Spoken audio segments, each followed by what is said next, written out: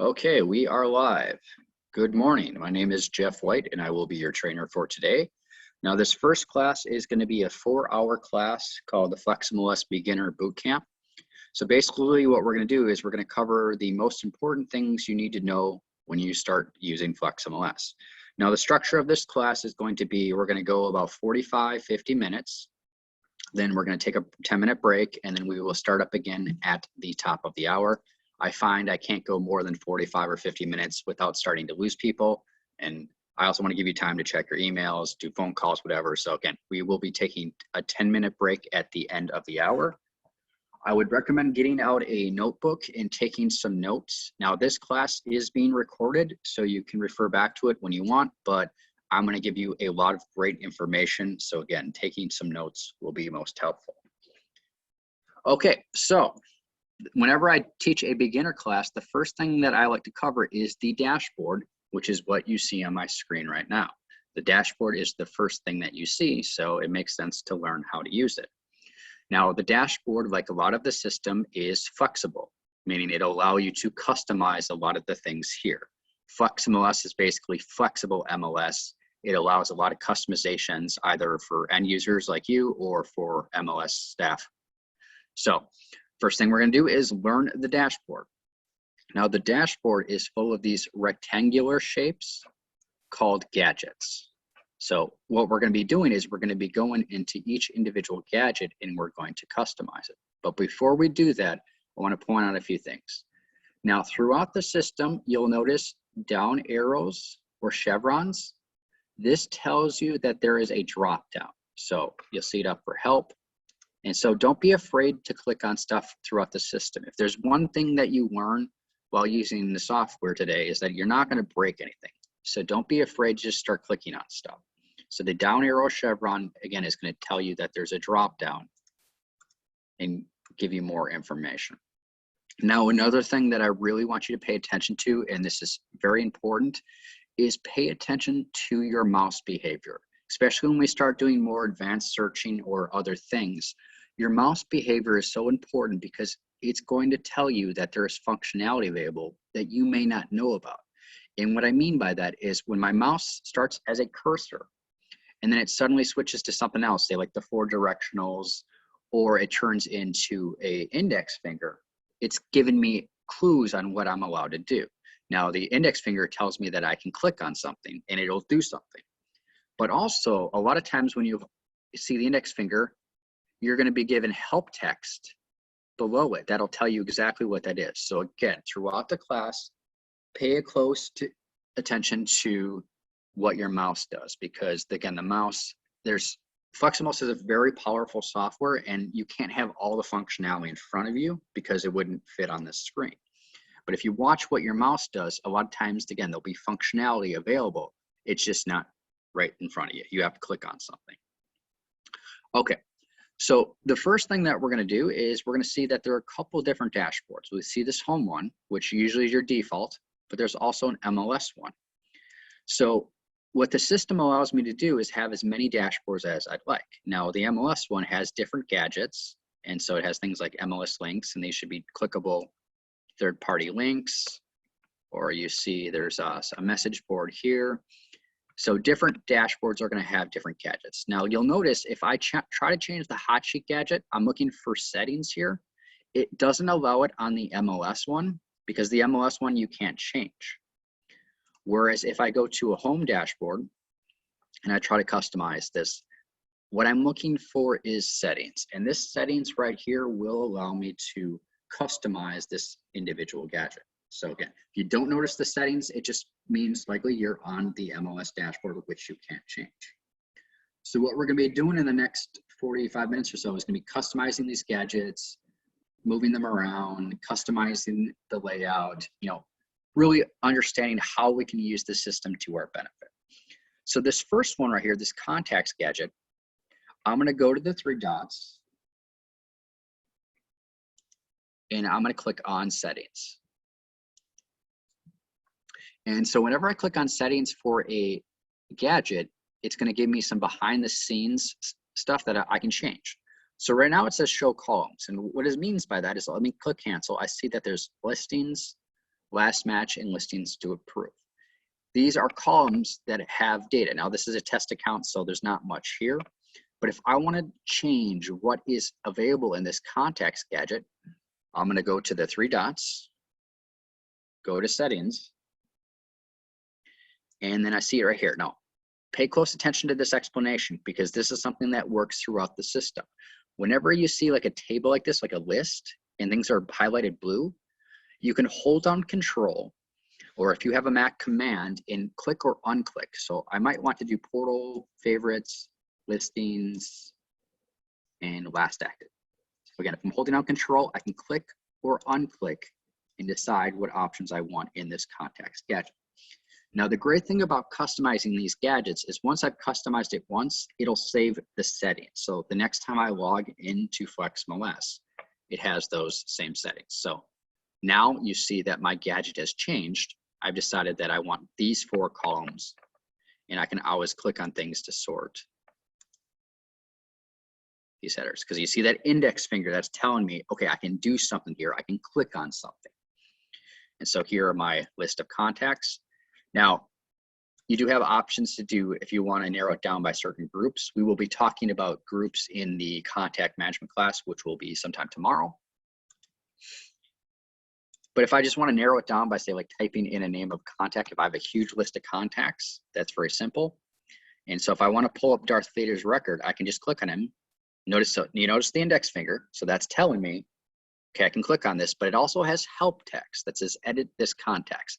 That is the help text that I'm looking for. So again, watch what your mouse does. I cannot emphasize it enough. So now we have Darth Vader's contact record, and if I want to go through the different things, and we will be covering this in contact management, but I just want you to be aware that you can do that from the dashboard screen. Now, one thing you'll notice about these gadgets is watch my mouse behavior when I hover over contacts or any of these headers. It gives me an index finger, but it also says, click here to go to contacts. So this gadget is like a window into the functionality. It's a shortcut. But if I click on the header of each gadget, it actually brings me into that section of the system. So if I want to go into contact management, I can just click on contacts. And here are going to be my contacts. Now you'll notice that I'm going to click on FlexMLS to return back to my default dashboard. I don't use the back button. Okay, so for the next gadget, we're going to look at the new search gadget. And like I just did with contacts, if you hover over this, this will bring you into and click on it, it'll bring you into a quick search. So what we're going to be doing is we're going to be using this gadget, customizing it based on how we use the system. So what I'm going to do is click on the 3 dots, and what I'm looking for right here is settings. This will allow me to customize this gadget. Go to settings, and you'll notice that just residential is selected. So if I hold down Control, or if I have a Mac Command, I can click or unclick the ones that I want. So I want residential, income, land, and rental. I just want these 4. Now there's a bunch of other options, but I'm just going to do those 4. And I'm going to remove MLS search. Now we have residential, income, land, and rental. So I could always type in an address or an MLS number here. I'm going to be using the quick launch in the second hour to do that instead. I really like this functionality. But if you want to say just start a residential search, it's really simple. Just click on residential right here. And this will start a residential search for me. Click on FlexMLS, or maybe I want to do a land search. This will allow me to do a land search. So really easy way to start a search is using that gadget right here, the new search one.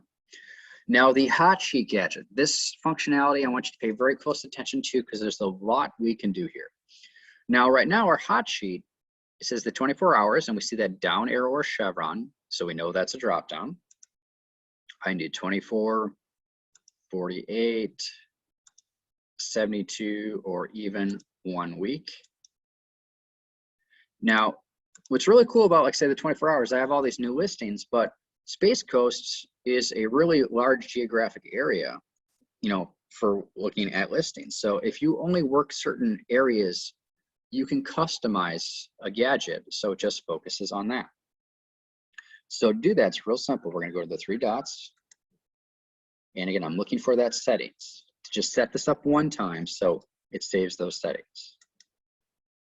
And so I have area and property types. So I'm going to click in here and I'm going to do area of 344. Now I can do multiple areas if I'd like in the same gadget, or I can break them out. So I'm just going to do 334, and then I'm going to do a separate gadget for 331. So I'm going to click on save. So now this hot sheet is just for this area. And so what I want to do is I want to add another hot sheet gadget, but for a different area. So it's really simple. Watch what I do. My mouse is going to go up to the customize. And we see that down arrow or chevron, so we know there are more options. I go to customize, and I'm looking for this right here, add gadgets. I can add as many gadgets as I'd like. So I'm going to add another hot sheet gadget. So I'm going to click on this. And if I just start clicking through, so it shows me all the different gadgets that I can use. And let's go down to daily. Okay, so hot sheet. This is I want to add another hot sheet gadget. It says it's already on the dashboard. That's fine. So we're going to add another. And then I'm just going to return back to my dashboard right here. And so whenever you add a new gadget, it should be down at the bottom. So I'm just going to scroll down. Now, this is one of those things where your mouse behavior becomes important. We see the cursor. When it becomes the 4 directionals, it's telling me I can drag and drop. So I'm going to hold my mouse, left mouse button down, and I'm going to move this up. So now I have one hot sheet gadget for specifically area 344, where this hot sheet gadget is for everything again in Space Coast. So I want to customize this one again. So we're going to go to the 3 dots, go to settings, and this time I'm going to do 331. Or maybe we're going to do 330 and 331. Just right next to each other. And click on save. So now this hot sheet gadget is separate. And if I go into the 3 dots again in settings, if I wanted to do just a specific property type, I could do that as well. So, but what's really cool about these gadgets is if now I want to see all the new listings in the last 24 hours, just click on new listings. And so we see the new listings and see that down arrow chevron, there's a drop down. It'll show me if I want to switch to a separate section, like say what's closed. So everything that's closed in the last 24 hours. And so I'm going to click back on the FlexMLS, and that you even see that index finger and the help text return to dashboard. So watch your mouse behavior. So much functionality is hidden. So don't be afraid to just hover over stuff and click on stuff. You're not going to break anything. Okay, so the next thing I want to do before I keep customizing some gadgets, which I will do, is I don't like how this screen is set up. Now you'll notice on my MLS one, we have 3 columns, and I'm working on a pretty good sized laptop, so I want to use this space more efficiently. So what I'm going to do is I'm going to go back to my home, and then I'm going to go to customize, and what I'm looking for is change layout right here. When I click on change layout, what it's going to do, it's going to show me some different layout settings. And so this is kind of like a 66-33. This is a 50-50. Now, if you have a small screen, I wouldn't recommend the 33-33-33, but because I have a nice big screen, I'm going to use this. So I'm going to do the 3 columns. Now, they were before in 2 columns, so that's why they're still in 2 columns. So what I can do is just, again, watch my mouse behavior. I see those 4 directionals, hold my left mouse button down, and I'm just going to drag these over. So now this is a more efficient use of my screen. Maybe I want to put my hot sheets up at the top.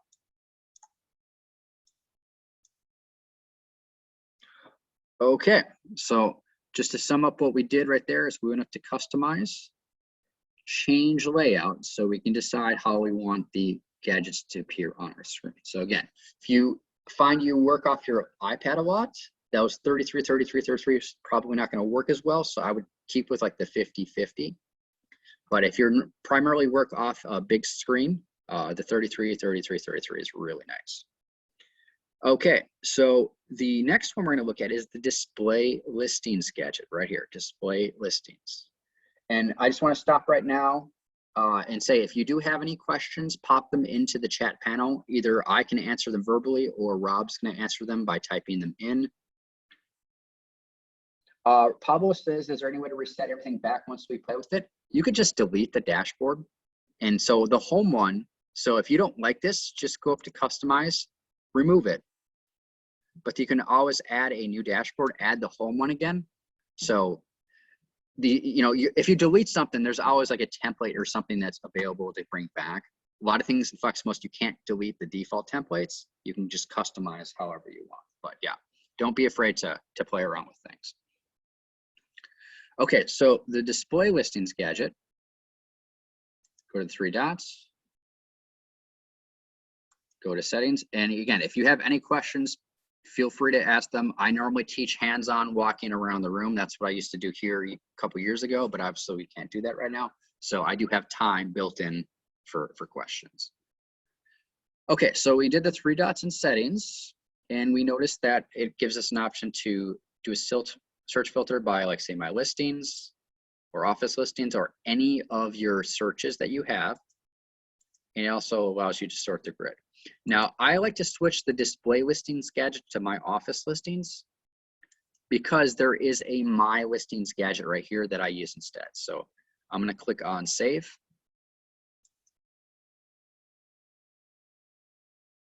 Okay, so that is, now this is a test account, so I don't see anything here. But if you want to use the display listings gadget, otherwise some people, if they end up adding a lot of gadgets and they want to, utilize their screen space, a lot of people will just remove this gadget. I find it's not a really popular one. Now, one of my favorites right here is the Save Searches gadget. And the reason it's my favorite is because it allows me some cool customization under the three dots settings that says only favorites. What I mean by this is I can have this gadget just show favorite searches. Because if I have a lot of searches, I can, type it in and narrow it down. But I like to use these gadgets like a, shortcut. So with the shortcut here, what I'm going to do is I'm going to customize this gadget so it just shows favorites. Because if I want to see all my saved searches, remember these headers bring you to the full functionality. So the saved searches, it says, click here to go to save searches. So if I want to see all my searches, I can see them on this screen. So what I like to do is I like to use the functionality for the gadget. So we're going to go to the three dots, go to settings. I'm going to mark this as only favorites. And so when I do that, now I don't have any searches yet because I haven't saved any favorites. So we are going to save a couple of searches as favorites. So how I look at favorite searches is these are not searches you save for your client. This is something you save for yourself. And what I mean by that is if I start a residential search, now because of low inventory, it's actually a pretty reasonable number where, this normally would be 4, 5, 6,000, like much, much higher. But if I'm tired of always having to fill out certain things, what I can do is I can save a search with information already filled out on the left side. So when I click on that search, that information's, again, already filled out. So I'm going to do area of, let's say, we'll do Satellite Beach, where I used to live.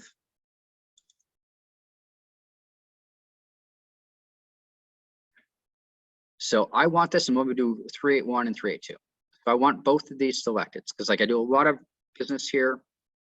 Now clearly this is not in the correct area. Let me just see what that number is. So, that's not Indian Harbor. I'll just make a note of that so we can get that fixed. Okay, so what I'm going to do is I'm going to save a search with these already selected, so I can just click on this search and it's like a template. These are already filled out. Now, you can use areas, you could use 55 plus, you could use condos or single family, like whatever search parameter you want to use on the left side, And you can even use map shapes, which we will talk about later in this class a little bit, and then also cover more in depth in the advanced searching. Okay, so I want 381 and 382 already selected. So what I'm gonna do is I'm gonna go up to save search. And I'm just gonna say residential. This is not my computer and the keys are off to the side. So there's gonna be a lot of typos in this class. Residential 381 and 382. So I already know I know those are satellite beach because I've memorized the areas. And so I've plugged that in. But the key thing here is I'm gonna mark it as a favorite right here. Mark it as a favorite. I'm not gonna add a contact, not add a subscription. Those are the kind of things that I'm gonna do for an actual client. And we will be covering that in the 3rd hour of this class. This is just something for me. So I'm gonna click on save. And again, click on the FlexMLS to return back to the default dashboard.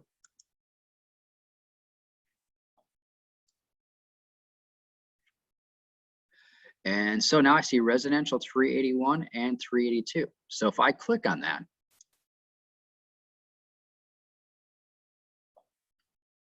okay, so what I see, if I go to the edit search, those are already filled out. Now the key thing here is if I am going to end up using this search for a client, like say I put in, 3 bedrooms, 2 baths. Remember, like if you're using like a template in Excel or something, if I go to save this, when I go to save search, don't save over the existing because the template is just these data points right here. I don't want to save over my template with the new stuff for a client. So this is where I would go to new and then put in, say, Skywalker, 3 bed, and then, I'm going to add a contact, even add a subscription again. We will be doing that in the 3rd hour. So just want you to understand here, if you're using these as templates, when you save it, don't save over your existing. It's like a timesheet that has the framework, but when you have it, you save it for like your hourly work, you want to save a new one, so you don't save over your original. Okay, so we're gonna do a favorite search one more time. And again, the reason we're doing this is because you're in a large geographic area, you probably don't work all of Space Coast. So we want to create a couple of searches, and I'm gonna do land. And this time we'll do Canaveral Grove. I actually still have an acre of land in Canaveral Groves, which I bought back in 2015. And so I'm gonna go up to save search, and we'll just do Canaveral Groves land. Again, mark it as a favorite, so it's like a template. Click on save, and if I return back to FlexMLS, the dashboard, there we go. We see those saved searches. So if I want to access my saved searches, I can click on this and go to all of them. And then we see all of our searches, then we see the favorites and any drafts. So what's cool is once you start creating searches in FlexMLS, it'll actually show things that you've done recently, even if you don't save them. Okay, so the last gadget we're gonna look at on this screen is the My Listings gadget. So for the My Listings gadget, this one, we're going to go to the 3 dots, and by now you should automatically know that what I'm looking for right now is settings. This is to customize. It's a one-time thing unless you want to make changes. So if I go to settings, what I'm looking for here is I can decide what data gets shown in this screen. So my active listings, my pending listings, all that stuff can be set up by these. Now, so I want to see everything that's going to expire in the next 2 weeks. That's fine. And I think yours by default is 30 days, but I like to set it for 365. And so I'm going to click on save. And so test count, so I'm not going to see anything here, but I want you to pay close attention to this explanation. Now it shows me my listings that are going to expire. Like say I might say number 1 or number 2, And I have it set. See that hover text? It says listings to expire in the next 14 days. Now that's great and wonderful, but if I don't log into FlexMLS every day and I'm not seeing that dashboard, I may miss that. So there's a setting that you can have the system email you, letting you know your listings are going to expire. So to do that, we're gonna go up here. We're gonna click inside this box and then type in general. Now we're gonna be, in the second hour, we're gonna be focusing on the different things you can do up in this box. But I do wanna point out this little preview. We're gonna go to general, and then we're gonna go to general preferences. Again, we're using our quick launch bar up here. I'm gonna type in the word general. Look for general preferences. Now this is where you customize a lot of the stuff in the system. If you wanna play around with it someday, you can. But really, I just wanna point out thing that's important is I scroll all the way down the bottom, then I count up 1, 2, 3, 4, 5, 6. So 6 from the bottom, expiring listing notification. Now yours is unchecked by default. So what you want to do is check it and then decide how many days. Now if you set it up for 7 days, which is the default, it'll fire off an email 7 days beforehand, then 6, then 5. But if you really want to be careful and make sure you're notifying with plenty of time, if I switch to 14 days, what it will do is the text changes. It says it'll send it 14 days before the expiration date. And then once it gets to 7 days, it'll fire that off every single day. So I really like doing the 14 days, just especially if you're not really active, you want to make sure that you're being notified of these things. So change it to 14 days and then just click on save. So again, what this is going to do is Flex will email you. It checks every night. It'll check to see the expiration date on your listing. And if it's within 14 or 7 or whatever number you've set here, it'll fire off an email to you letting you know that, hey, this listing is going to expire. Okay, so that right there is how you can do some basic customizations for the home dashboard. Now, someone had asked before, well, what happens if you make a bunch of changes and you mess up? You can always go up to customize and go to remove this dashboard.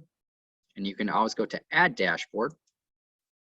And you could go back and then add another home one or contacts. We're gonna be talking about other dashboards in just a little bit. But if I go back to home, now here's the home dashboard with it out without any changes. Now, Sue asked, can you explain about adding contacts? We will be covering contacts in the contact management class tomorrow. So make sure you attend that one. But just a brief thing, if you go to contacts, you need to add someone.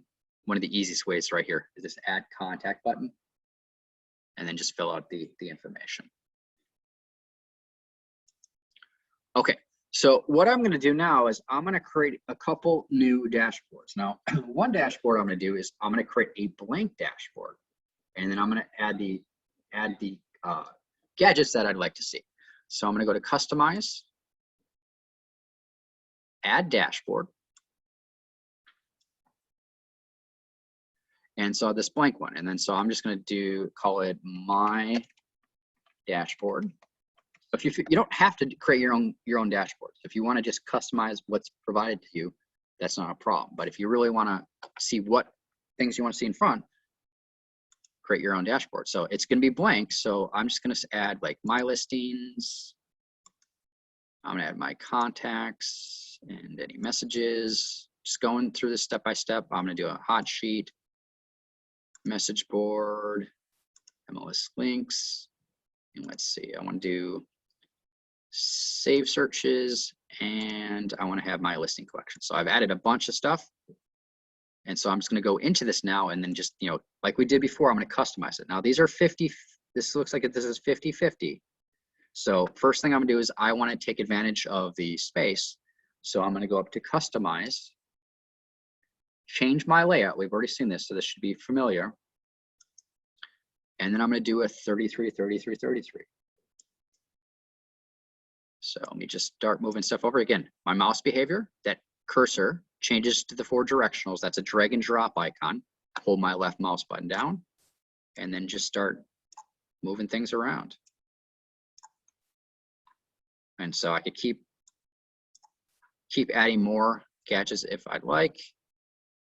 So I'm pretty happy with this. Now, before I continue, actually, let's move the messages up at the top, just so I see, messages can often be very important.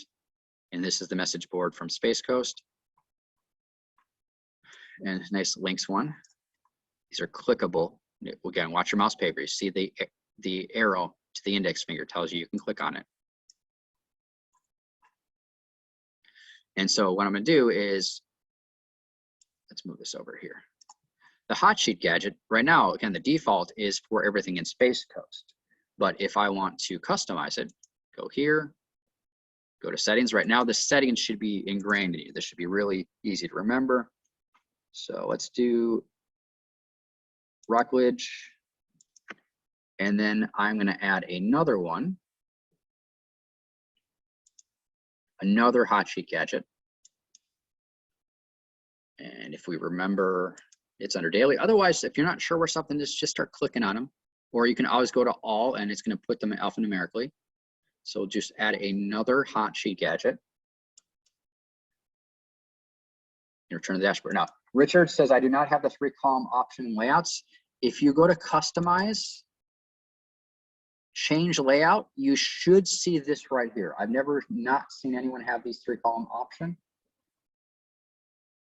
But if you don't, take a screenshot of it and you can email it to me and I can take a look.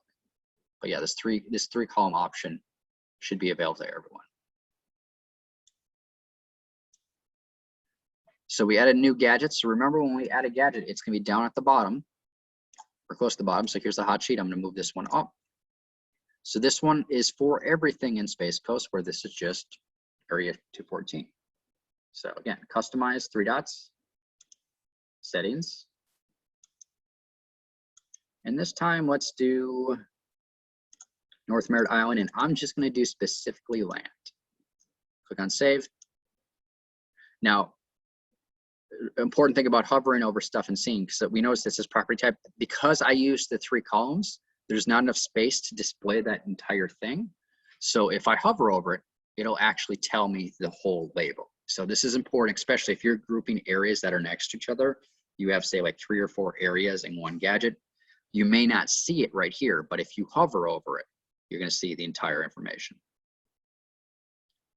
And what's great about this stuff is this saves. So if I go back to my first home gadget, see how the hot sheet is saved, the hot sheet is saved, context, the changes that I made have saved, it saves it. So the setup is just a one-time thing. And I created that other home one. And so let me just delete that just to show you how you remove dashboards. And so I go back up to MLS. These are my different ones. So we're going to add one more dashboard, one that I really like to cover because it's got a lot of great information. So again, to add dashboards, it was very easy. It was that customize, and that down arrow chevron right now should be pretty easy to remember. It tells you there's a drop down. So I'm going to add a new dashboard. So the dashboard we added before was with our custom gadgets. We decided what gadgets were going to be there. This time we're going to use one that already has some information filled out. And what I'm specifically looking for is the market stats one. So you have market stats, has absorption rate, prices, inventory, sale to original list price ratio, sold days on market, and volume. So it's got some really great gadgets. So I'm going to click on add to dashboard. Give it a second to load. Now, this is really interesting, these gadgets, but like other gadgets, whenever you set something up, the default is always going to be the entire MLS. So this absorption rate is just everything. Now, if I want to customize these gadgets for specific areas, which I'm going to do, that's very easy. It's what we've been doing for this entire hour, is we're go into those 3 dots and go into settings. But again, I want you to see there's a couple different ways. You can show everything, the aggregate, or you can break it down. So let's just take a look at this. Well, we see the absorption rate is gone from 3.22 months down to 1.19. And so that's why I'm hovering over these dots, is because it'll give you some text on what it is. So a 0 to 4 months is considered a seller's market. 4 to 5 months is considered a neutral market, and then 5 months and above is considered a buyer's market. So obviously, seller's market terms are favorable for the seller, neutral market is a neutral, and then buyer's market, it's more preferable to the buyer. So you've gone from a decent seller's market to a really strong seller's market. And this is where I'm seeing, what I'm seeing all across the US. I did 25 states last year. So this is definitely something that you see everywhere. Now the inventory is also a huge, huge issue. We see 4,000 last year, and now we're down to 1,671. So that's just a crazy drop in inventory. Now your days on market, you're expected to see your days on market drop down when you have that kind of market. Prices, now prices have gone up, but not a crazy amount. So last year it was at 280 and now it's 299. So some places it's a huge increase. Other places, you know, the market was already priced pretty high. And some places I saw before COVID, they were starting to peak. So COVID has kind of kept this artificial hot market. So it'll be interesting to see what happens in the next year. But so these stats are all for, you know, again, everything in the MLS. And I really like this sale to original list price ratio, because what you start to notice is with the inventory dropping down and people still buying is, now you're at 97.7. Some places I've taught, they're well over 100%. So there's just crazy bidding wars going on. I taught a webinar online in Michigan the other week, and their average sold to list price ratio was like 108%. It was just insane. So really what's interesting about this is, you know, people are looking to, you know, price and get as much money as possible. If you see a really low value, like say 95, you tell them, okay, this is what we're going to price it at, but we're probably not going to get that. But now once you see things start to creep up closer to 100, that's going to be more reassuring to your clients. And then volume is down just because, you know, there's not enough houses. So those are the gadgets.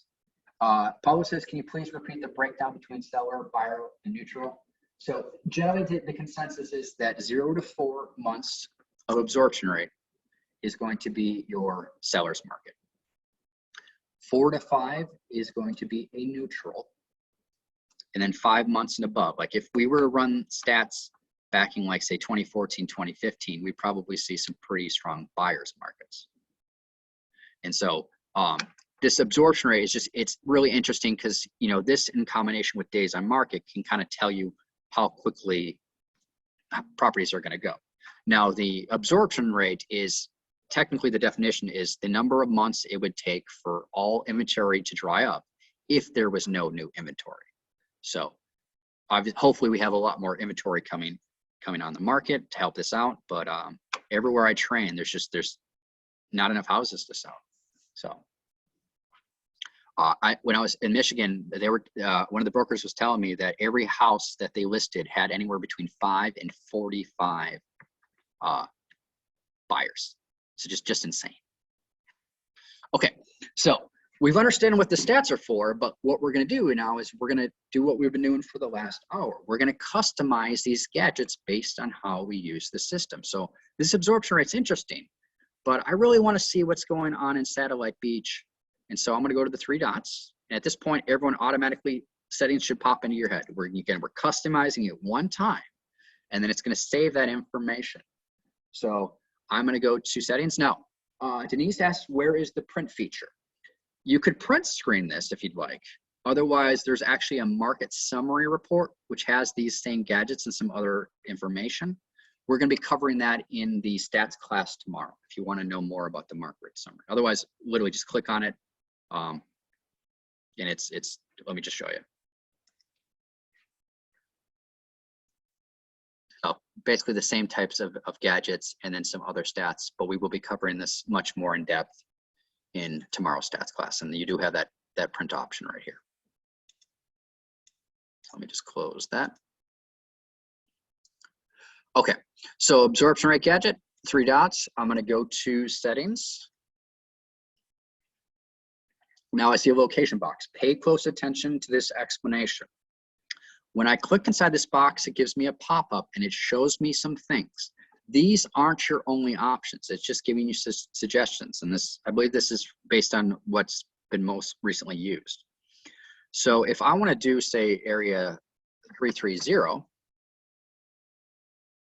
then I see area 330. So it's going to come back with results, but pay close attention, because it says, if I'm not finding what I'm looking for, make sure you click on show all. And so we see obviously a bunch of zip codes and other options. So don't just click on the first thing that you see. So if I start to type in Satellite Beach, again, it doesn't find it all until I completely type it in, but there's also some subdivisions with Satellite Beach. So what I want to do is do the show all. Don't click on the first thing, because that might not be what you want. So I'm going to go to show all. And so now I see area of Satellite Beach and city of Satellite Beach. So I'm going to do the city of Satellite Beach, because there's a couple different areas for it. It's personal preference. So I click once. Now, look what happens when I click two things. It says, nope, only a maximum of one location.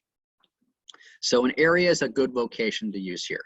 But if you are working on certain subdivisions that might be across a couple different areas, what you can do is you can actually draw a map shape, which we'll cover later on in class, and then more in depth in the advanced searching.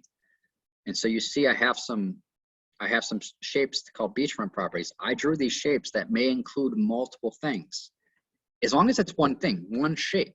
One shape may include multiple subdivisions or multiple whatever. You can use that one thing in these gadgets and also in the market summary report and other things. But again, we'll cover that more in depth in another class. So I'm gonna do Satellite Beach, click on save.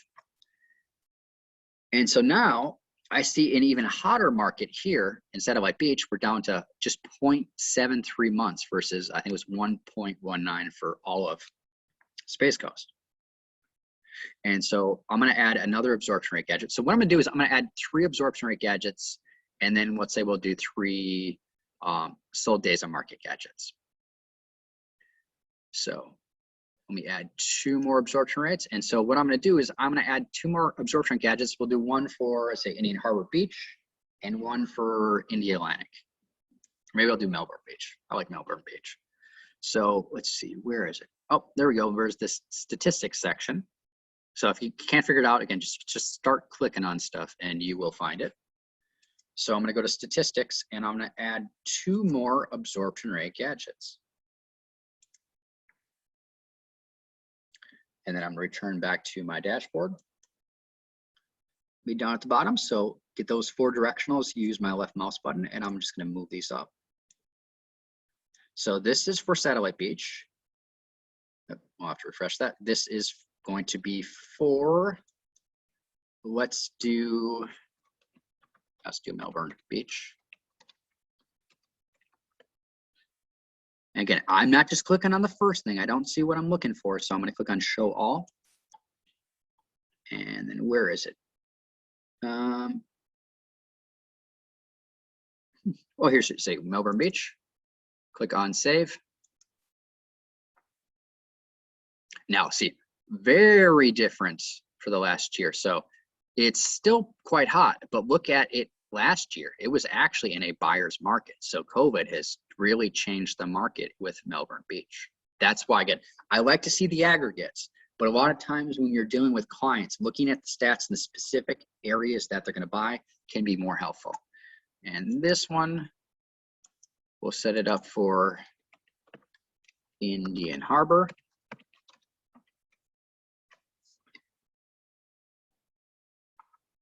And again, you could narrow this down by subdivisions if you want, but it only allows you to do one subdivision. So these individual sections or units or phases are one thing. So if you wanted to do Indian Harbor Beach, you might want to draw a map shape around the entire, all the different phases, and then use that as your one thing. But we're gonna do Indian Harbor Beach, click on save. Here we go. So whereas an Indian Harbor Beach has been hot for the entire year, and now it's just insane. Okay, so I'm going to add 2 more gadgets. Let's see, I wanted to do the sale to original list price ratio. So I'm going to add 2 more to put them right here. So go up to customize, add gadgets. And we're going to go down to our statistics section. So sale to original list price ratio, add another, and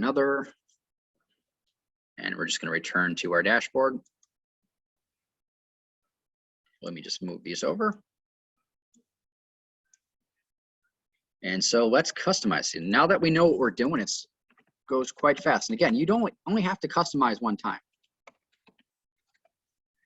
So again, I'm not clicking on the first thing. I'm finding what I'm looking for. So I'm doing city, satellite beach. And you'll notice one thing. Let me go back to the 3 dots in settings.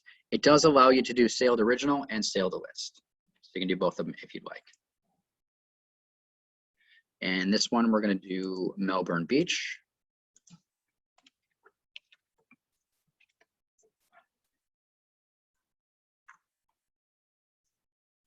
And we'll do the sale to both these again. And when you see a list like this, hold down your control, or if you have a Mac command, click both of them. And then so it's kind of interesting about Melbourne Beach. Remember, because it was about 7. The inventory was like 7, or absorption rate was like 7 months. So that's where we see where people are not getting what they're asking for. Well, now that it's a hot market, they're getting much closer, 99.4. And so this one we'll do Indian Harbor.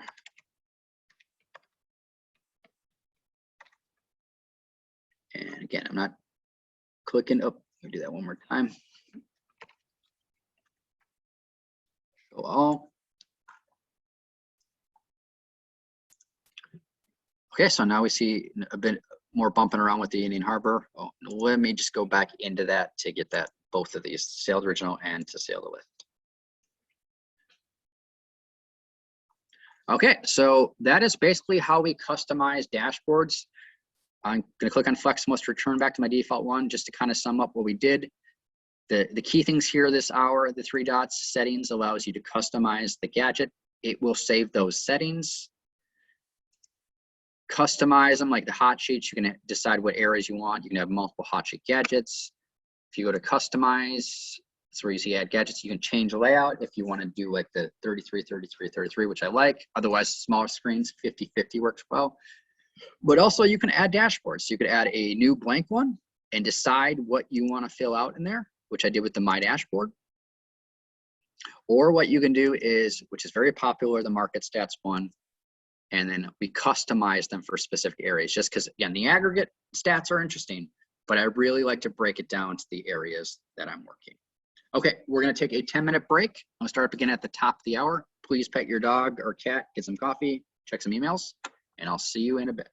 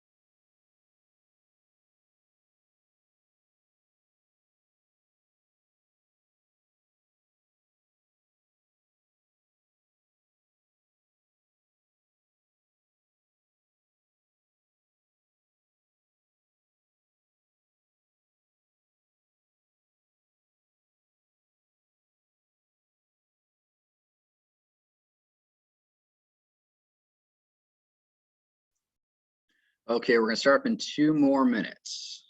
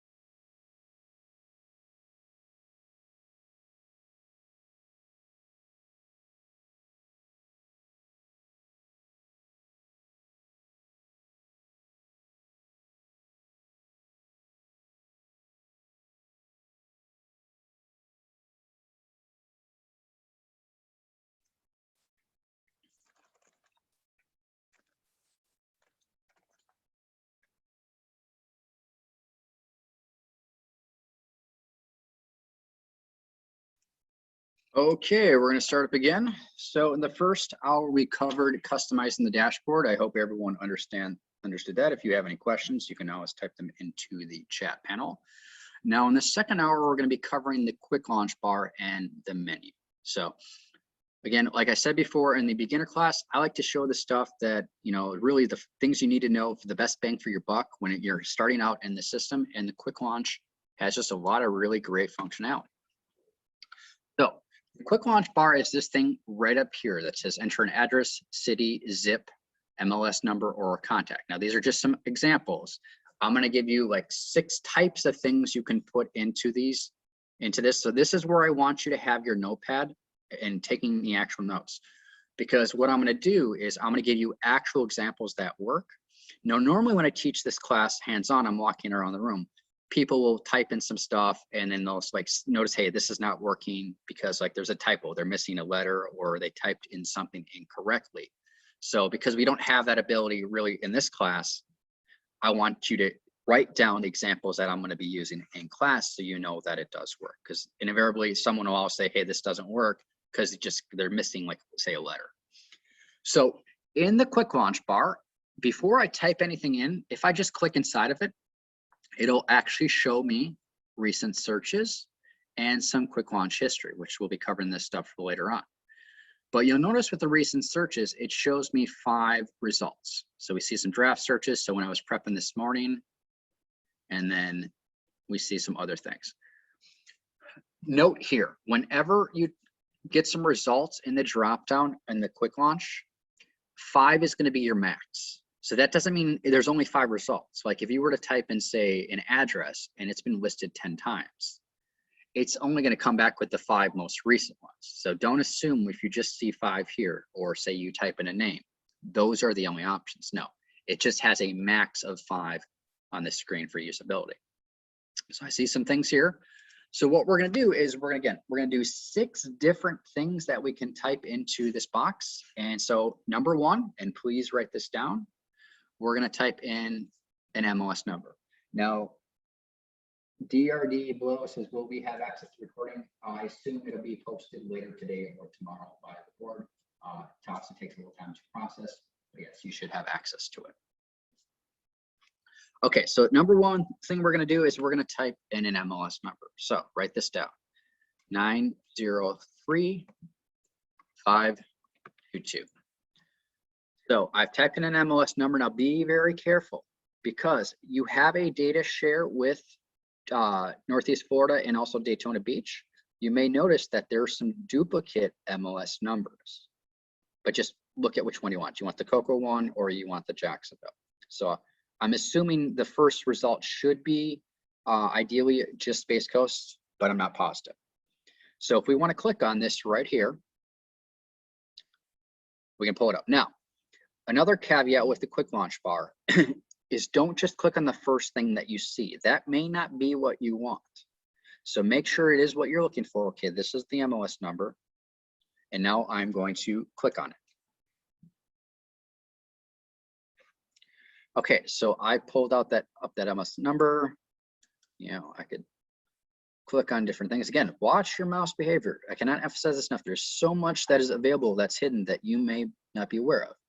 And so this is active. I want to see, okay, what about the history? Has this been listed before? Okay, so it's been listed some other times. So typing in an MLS number is one of the easiest ways to pull up a property.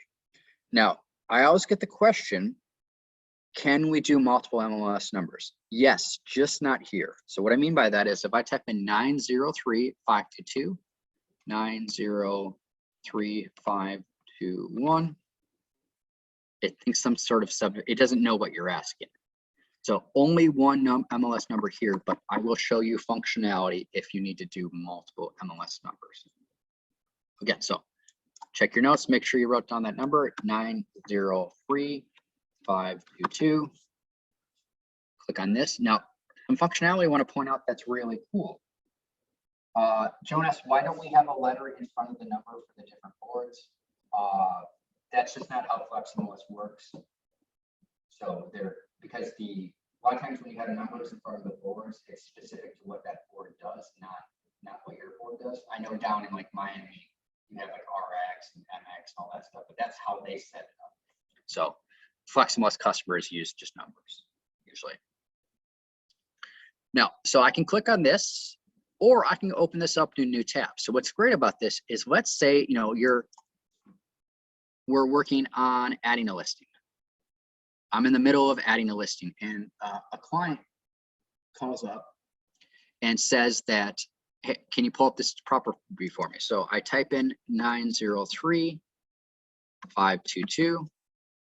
I'm going to open this up into a new tab so I don't lose the work that I am doing. So here's my original tab. I'm doing some work. I'm adding a listing, saving a search, whatever. But I want to open up into a new tab so I don't lose the work that I'm doing. So you do have the option to open up multiple tabs. And let me just go back to the dashboard.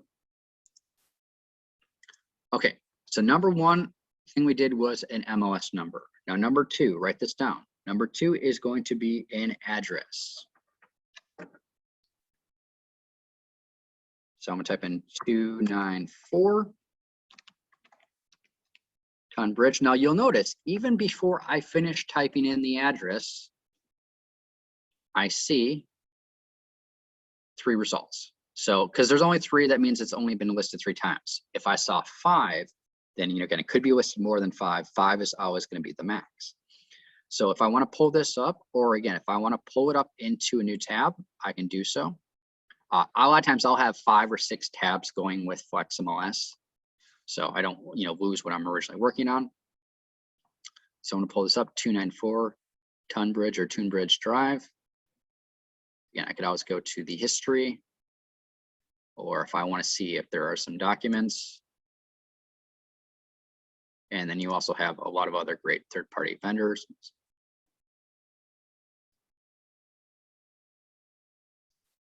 Okay, so addresses. Pay close attention to this explanation. When you type in an address up in the quick launch bar, it has to be an address for a listing in the system. It has been listed at some point. Now, there might be a house across the street at 293 Tunbridge. I actually do find it. But let's imagine that there, maybe we'll try 295. There we go. Okay. So it has no results found. So I'm typing in 295 Tunbridge. That does not mean that there's not a house across the street at 295 Tunbridge. It just means it's never been listed in the MLS. So again, when you're typing in addresses, it's trying to match something in the database that has been listed. So again, we'll do 294 Tunbridge. I see it's been listed 3 times. The most recent status change should be up at the top, so I'm going to click on that. Thank you, Susan. I'll try to look just at the camera when I'm talking. I'm just checking the questions when I turn my head. So that pulls up that listing. check your notes. Number 1 was an MLS number, and number 2 is an address. Now, number 3, this is some of my favorite functionality in the system. Number 3 is radius. And number 3 is radius. And I'll give you a second to write that down. So for radius searching, there are 3 different ways you can do a radius search. Now, the first one is going to be around an MLS number. So I'm going to type in 1 mile from, or 2 miles from, or 5 miles from, whatever I want. And so let's do 2 miles from. And then I'm going to put in an MLS number. So I'll use that same one I used before, 903522.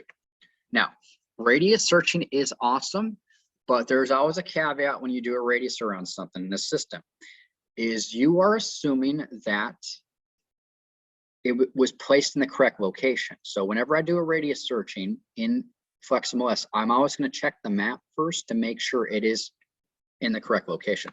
Because again, MLS number, it's not a fixed data point like an address.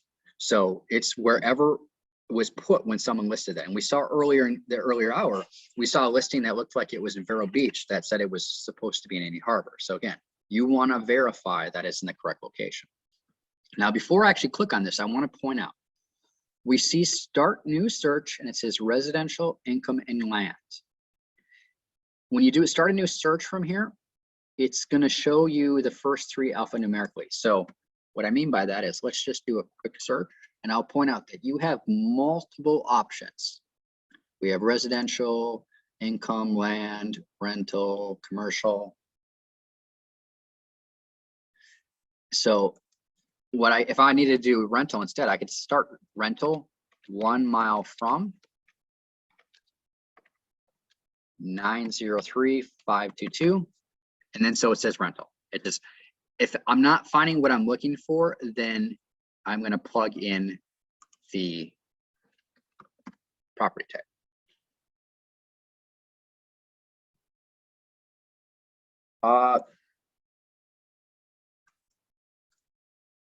Diane says, are you just covering all different ways to search? I'm going to be using the quick launch, the different things you can do here, not just searching, some other functionality.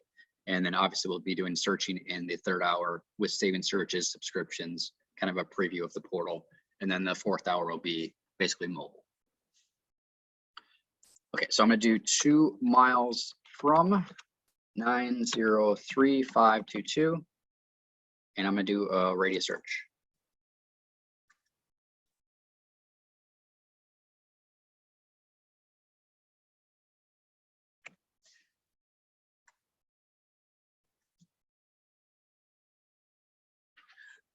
Okay, so this is, now I only have one result because this might be a kind of a different area. Oh yeah, so we can do 2 miles, 1 mile, whatever we want to do. Okay. So the next thing that we're going to do is we did a radius search around an MLS number. Now what we're going to do is we're going to do a radius search around an address.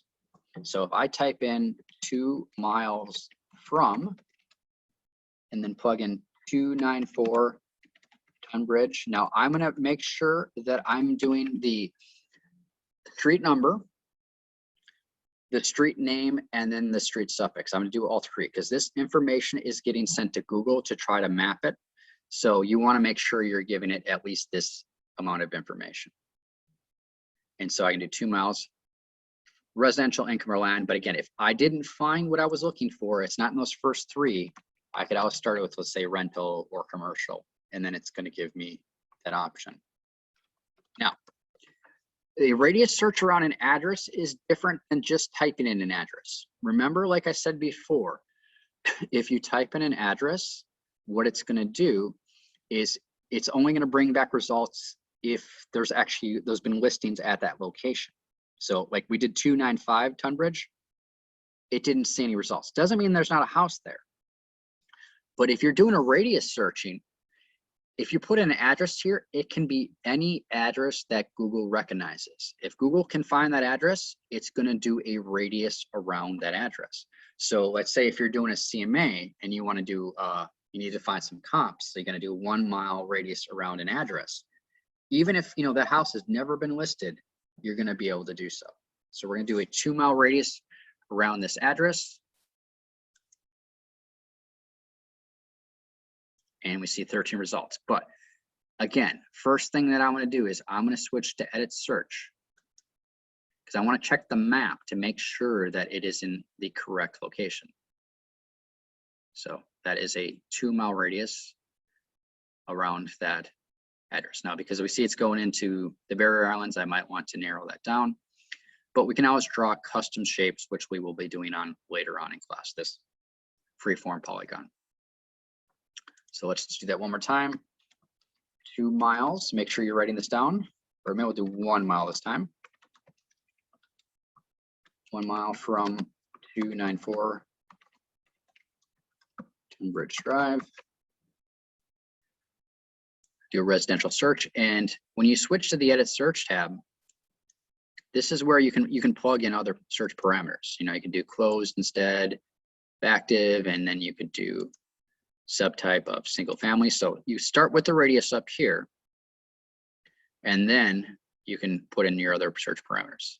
You want to do price of 300, so you maybe get up to 400,000. There you go. And then you can obviously, list, email, or save, very easy way to do it. Okay, Denise asks, does the radius pick up sold outside the MLS? No, it's only going to search for stuff that's in either this MLS, or if you are looking Daytona or Northeast Florida. There's a data share with those 2 boards, so you can see those, but it's not going to see like for sale by owner. If you have access to other on your details, so we have IMAP may have that information. Otherwise, I think this is realtor.com professional search. They may be able to provide that as well. I'm not sure, but the non-MLS sales aren't going to show up inside of FlexMLS. So IMAP has it according to Pablo. Okay, thank you.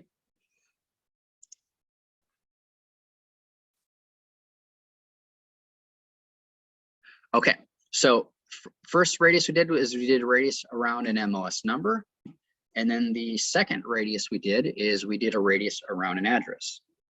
Now the third radius we're going to do, and this is my favorite, but this is the one you have to be careful with because Google has to be able to find it. What I mean by that is if I type in 1 mile from, and not my computer, so I'm not really typing well, 1 mile from Starbucks. That is not going to work because there are Starbucks absolutely everywhere. But what I am going to do is I'm going to type in a location of something that is on Google Map. That's easy. So Dick Black Park, Rockledge, Florida. So the reason I'm doing the name of something, the city, and then the state abbreviation is because, again, this information is going to get sent to Google. I want to verify that Google has enough information that it can find it. The reason being is some things are completely unique, but there may be multiple Dick Black Parks in the US. So Google's not going to know. Like if I were to type in, Washington Elementary School, clearly not going to be unique. But if I give it the city and then the state, it should be able to do that. Same thing like if there's a Walmart in Satellite Beach. So if I were to just type in Walmart, actually, we'll try that one. We'll do Walmart, Satellite Beach, FL, so it knows specifically what it is. So we're going to do a 1 mile radius around this location.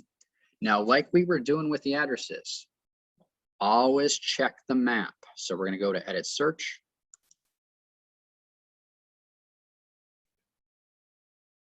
And so we know that Walmart is right around here. So that is a 1 mile or 2 miles or 3 mile radius around that location. So why are these locations important? Well, let's say you have a client who becomes the new principal at the elementary school in Satellite Beach, and he wants to live within a certain distance of the location. Or you have a client who is going to become a new attending physician at one of the hospitals. Doing a radius search around a location will allow you to narrow down your searches, geographically, and then you can start plugging in your other search parameters and then go from there. So now we're already down to 1 result. So maybe we'll go 5. So using your radius searching is a really cool thing. Okay, so check your notes, make sure you have everything down. So number 1 was an MLS number. We did 903522. And we clicked on that.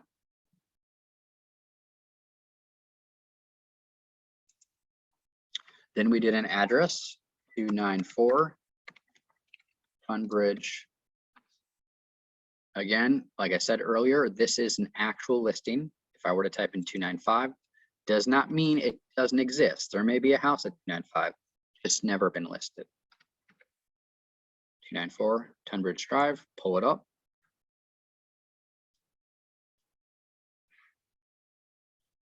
And then the third thing we did is number 3 was a radius. We did 3 types of radiuses, so I'm just going to do all 3 really quickly. 1 mile from an MLS number, 903522. Or maybe this time we'll do 5 miles. Just to show you, you probably wouldn't do that, but it does work. There you go, 5 miles. Otherwise, we can do an address like 2 miles from an address. Now, the key thing here for the address is it doesn't have to exist in the MLS. As long as Google can find the address, it'll work. But the key thing is to have a street number, a street name, and a street suffix. You need these 3 things ideally for Google to be able to find it. It may work without the street suffix, but I wouldn't use it as a default. So do a 2 mile radius around that location. Like I said earlier, always click on edit search to check the map to verify that it is in the correct location. Teresa asks, is there a way to search for active and sold at the same time? Yeah, just go to status, hold on control, closed. There you go. So whenever you do a search up here, if you don't specify something, it'll just default to what your default status is. Your default status is active. But if you needed to do other things, hold down control, or if you have a command, or you have a map command, you click on those. Okay, so number 4 is a name. Number 4 is a name. So if I were to type in the name of Luke, okay, I see a lot of Lukes as options. Well, the first thing I see are listings on Luke Street. Like I said earlier, don't click on the first option. It may not be what you want. I also see some CMAs that were named for Luke Skywalker. So I've been teaching here for years, so that's why this is from 2018. I have a contact by the name of Luke Skywalker, but I also have members. Now, I said earlier that 5 results would be the default max for returns. So there could be, dozens of listings that have a Luke in the street name. It's only coming back with 5. Same thing with members. There's only comes back with 5, but there could be a lot more. So if you're looking for a name, number 4 is name. Okay, we did number 1 was an MLS number. Number 2 was an address. Number 3 was a radius. Number 4 is name. It may make more sense to do a last name. So I'm going to do Vargas. And so I see a lot of Vargases. So hopefully there's just 5 Vargases. Otherwise, what I might have to do is do an office, type in office and do an office member search right here. So we'll do Luke Vargas. And so if you uploaded his profile photo, I'd see it here. Otherwise, I see his numbers. And then if I click on view member listings, I can see everything that he's listed. There you go. So if you're working with a realtor on the other end and you want to see what kind of business they usually do, there you can go. So it can be a name of, again, a lot of different things. So examples of names would be a name of a contact, name of a member. It could be the name of a CMA or a search or a listing collection. So if it's named something in the system, it's supposed to come back in the search. So if I wanted to pull up Luke Skywalker's contacts, I'm just gonna click on this right here. And then so this pulls him up and I see his record and I can go through the different things to take a look at his contact record. And I'm just going to click on FlexMLS. I always click on FlexMLS to return back to my default dashboard. So number 4 was a name. Now number 5 is search. Number 5 is search. So what we're going to be doing with this is we are going to be typing in some actual search syntax to use here. Now, what's really cool about this search syntax is you can it's kind of like doing a search on the fly. Let's say now with COVID, things are a little different, but we will return to normal at some point. What I would like to do for this example is, let's say you're working a open house. And I know a lot of realtors will bring their laptops or like say their iPads with them. And someone will come up and say, hey, you know, we're not really interested in this house, but this is what we're looking for. So you plug in some search parameters up here. It might take you 20 or 30 seconds, and then you already have results. So you can email them or save them. So it's a really fast way to do some searching. Now, these first 5 things that I've shown you, if you pull up your FlexMLS app for real estate pros, that same functionality works here, the first 5. So if you were to plug in an MLS number or an address, there's a quick launch bar up at the top. Once you log into that pro app, and the same functionality works there. So just so you're aware of that. Okay, so first thing I'm gonna do here is let's start with land, comma, space. So you'll notice that I'm gonna be using commas to separate my different syntax, just because if you don't use commas, the system may get confused. But right now it's telling it I want land. And then I'm gonna do 200 to 300K. See land, 200 to 300K. When I'm typing in words here, watch your drop-down output. The reason this is important, this is when I teach this class in person, and I'm walking around, someone always forgets something. They're like, hey, it doesn't work. It does work, you just missed something. What I mean by that is look at the K. If I remove the K, the price disappears, because the K is an indicator to the system that you're looking for a price, and it means thousands. Without the K, it doesn't know what you're doing with 200 to 300. There isn't enough information. So the K tells it, okay, there we go. Now I'm gonna do another comma and a space. And then I can type in area of. Now I have no idea if I'm gonna find land for this price in 330, but just to show you how it works. So we'll open this up in a new tab. Oh, I did actually find something. So otherwise, instead of area, if you just wanted to see land between 200 and 300,000,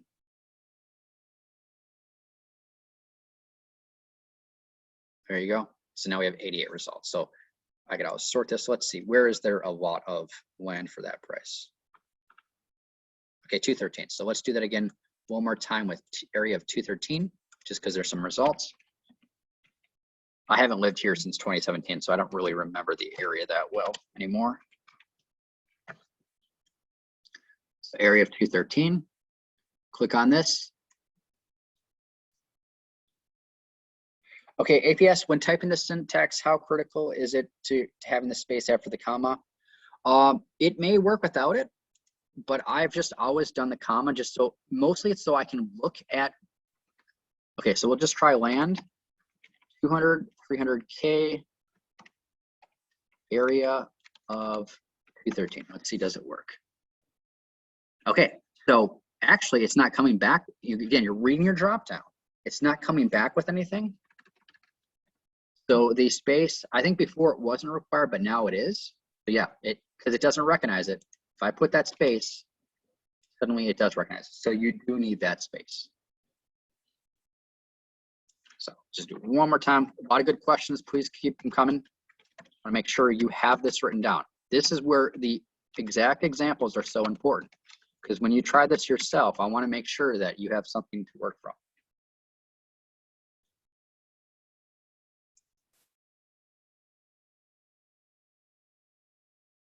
There we go. Okay, so that's the first type of searching we're gonna do. That's pretty simple.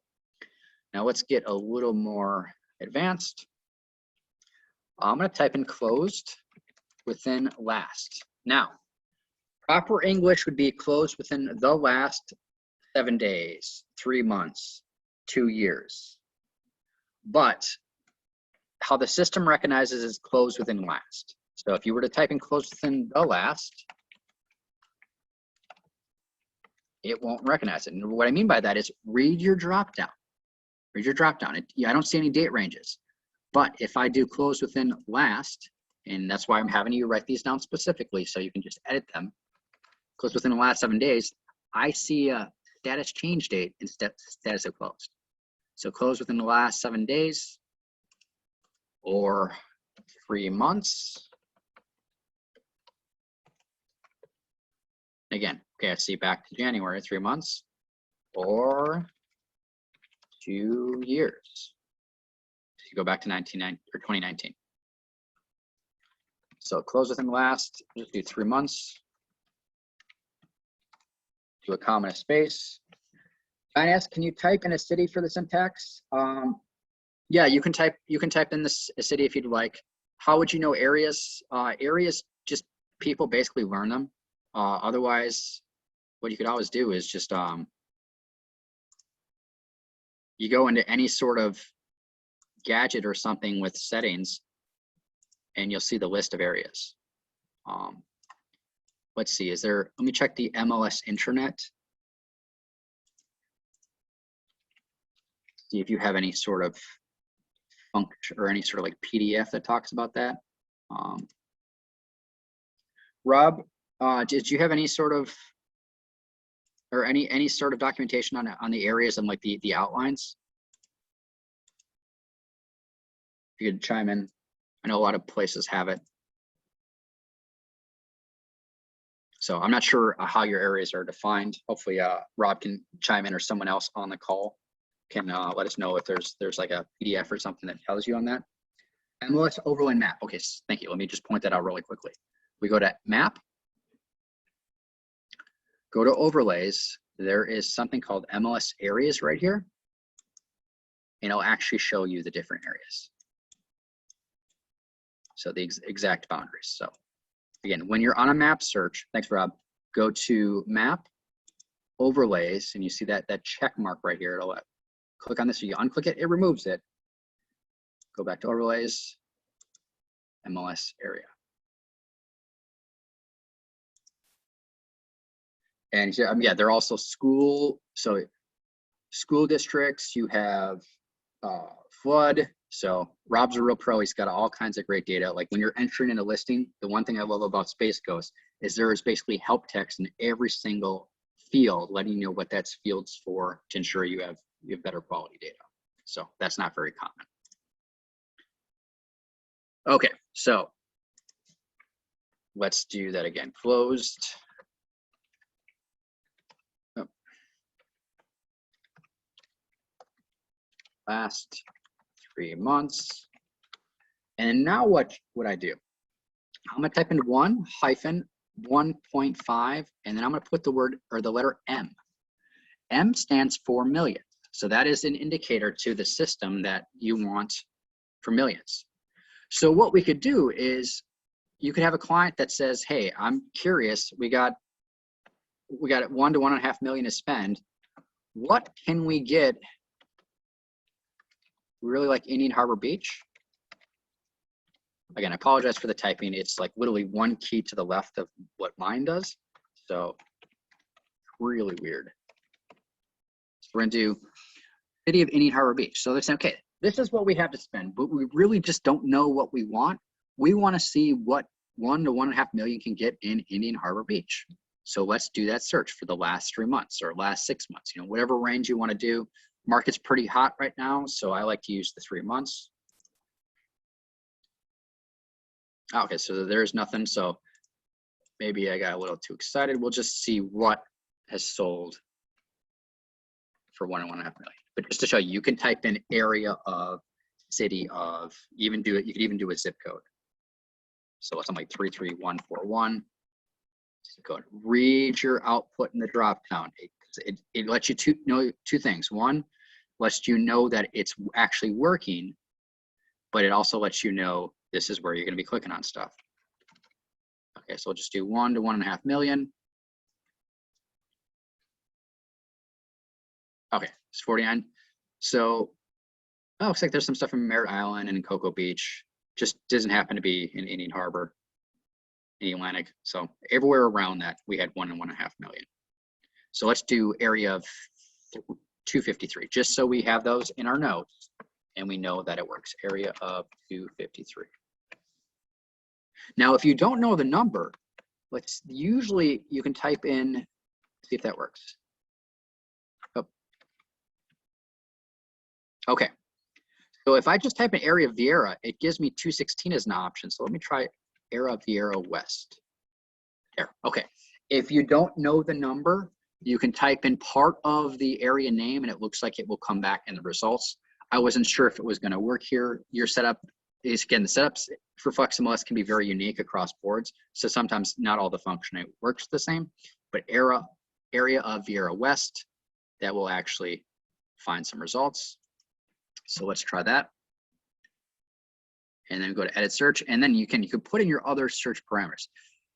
The search is really great because you can start off a search very quickly. Again, it could take me 15 to 30 seconds to start it off, but you know, it's not everything is going to work up here. So your detail fields, like, does it have a wine cooler or does it have a pool or something? It's your basic fields that are going to work up here. And then you can just jump over here and then just start clicking on stuff and add. It might take another 10 seconds. Diane says, if we have an address we are entering in MLS, how do we get an area? If you want to see what area it's in, you could just type in the address. So we do 294 Tunbridge, and then it's going to be on the detail sheet. So first thing on the detail sheet is right here. If you want to find out what area it is, otherwise you could always just switch to the map and remember that overlay. Zoom out. It'll tell you which one it's in. So we need to zoom out so it's actually big enough. So then it tells me 214.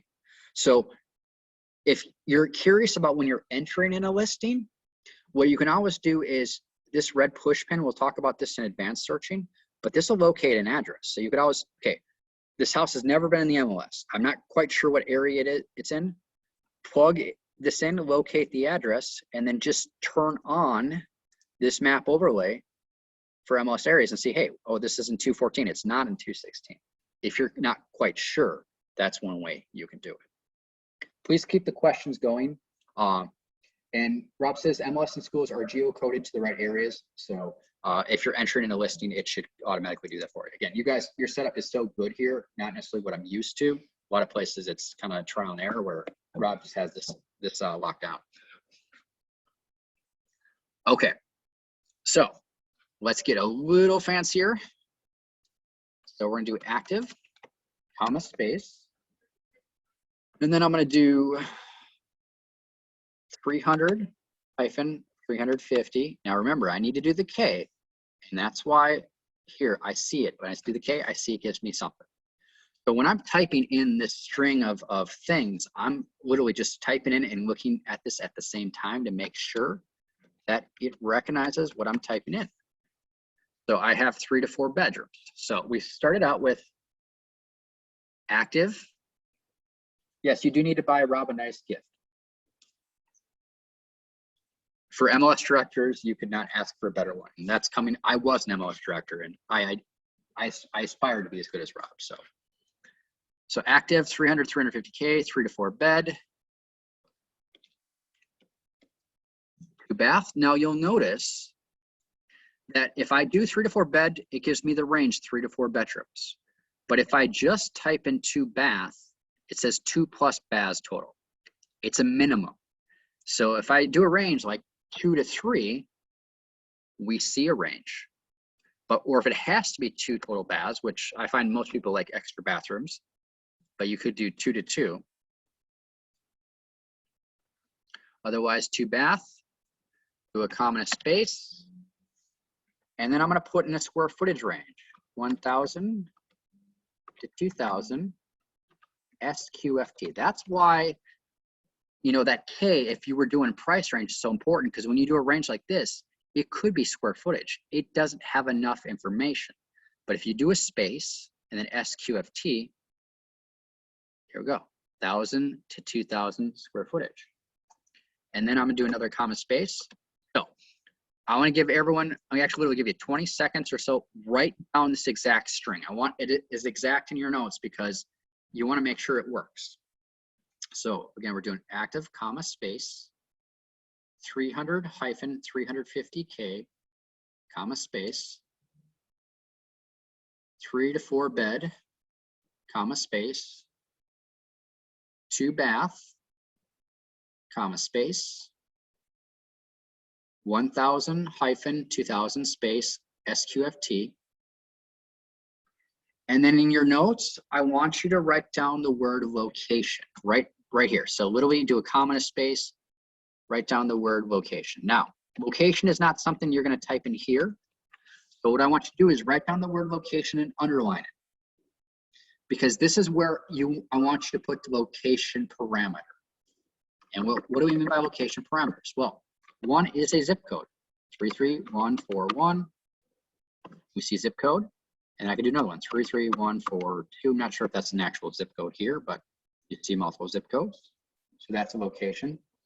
Pablo asked, where can we find which keywords work in the queries? I've specifically chosen examples that cover most of what you can do. Otherwise, just try stuff. But it's going to be, as far as I know, FlexMLS doesn't have like a standard worksheet that tells you all the stuff. But bedrooms, bathrooms, square footage, you know, plus or greater signs. But it's the common fields across all MLSs. What I mean by that is, like I said before, if I type in wine cooler, there we go. It says colonial. It doesn't know what I'm asking because wine cooler isn't a field across all property types. So it's just going to be the things that are in common that work across 150 plus FlexMLS customers. So just try something in and see if it comes back with results. But usually you put in your basic stuff here, then you click on edit search and then put in the rest. Okay, so we did a zip code. We could do city of Satellite Beach.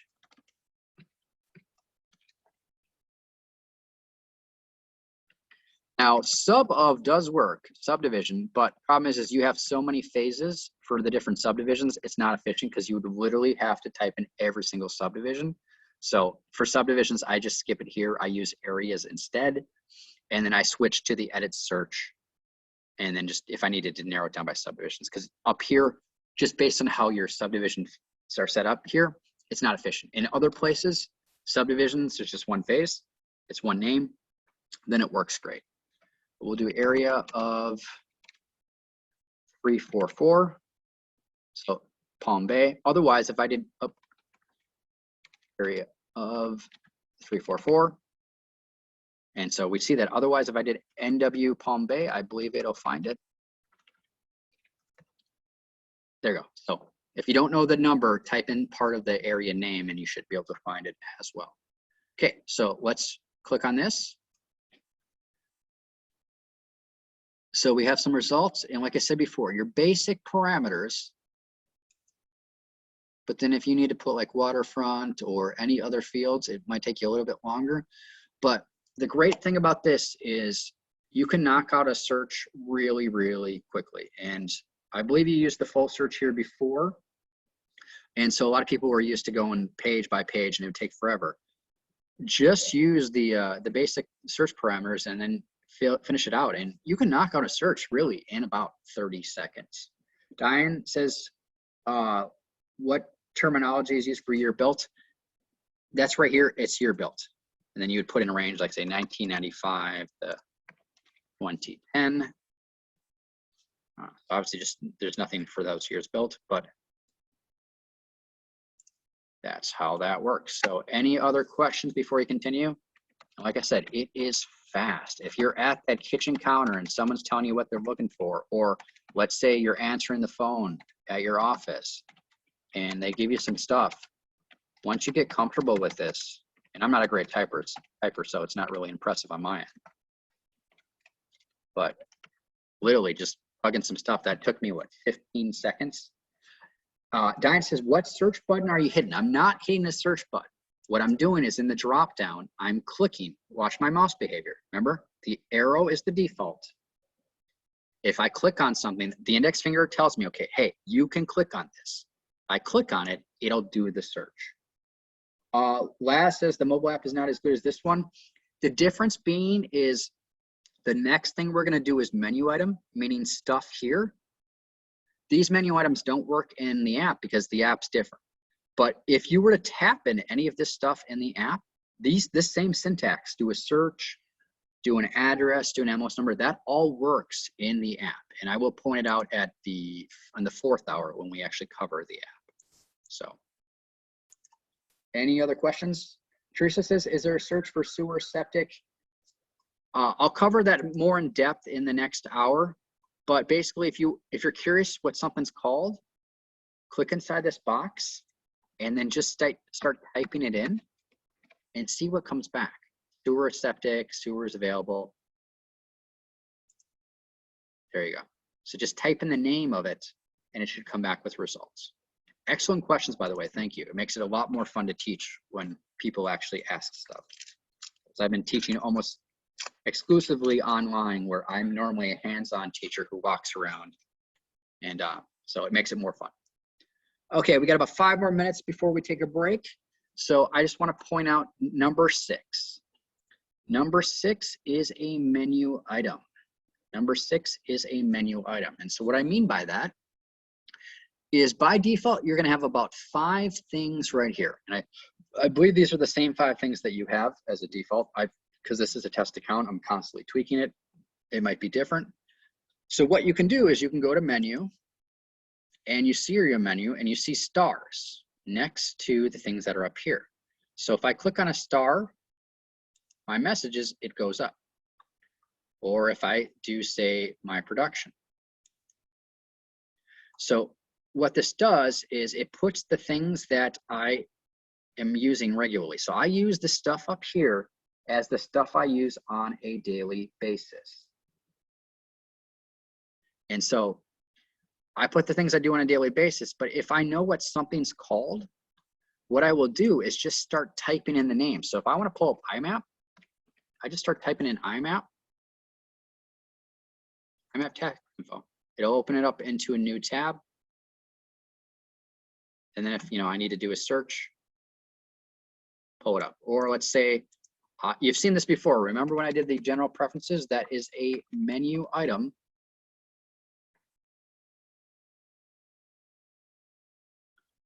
General preferences. Or if I want to do, like, say, saved searches, pull it up. Okay, Joan says about searching when you're filling out fields. When you're filling out fields, the search is your results are gonna update once you've clicked on, you filled out something. So you click and fill it out.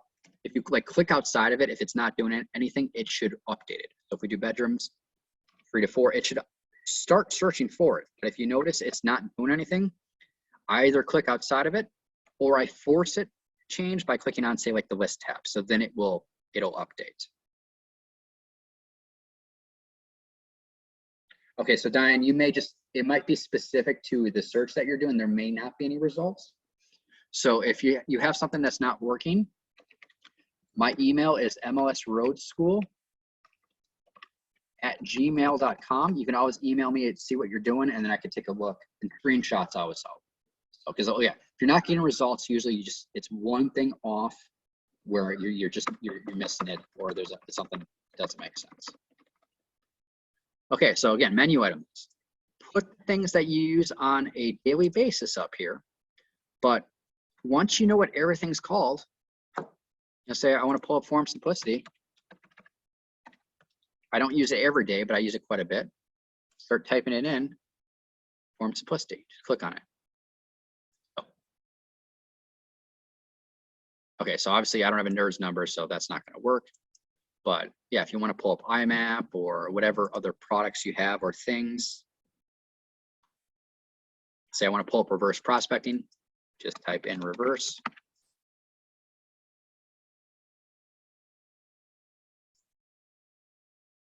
There we go. Okay, so we got a couple minutes.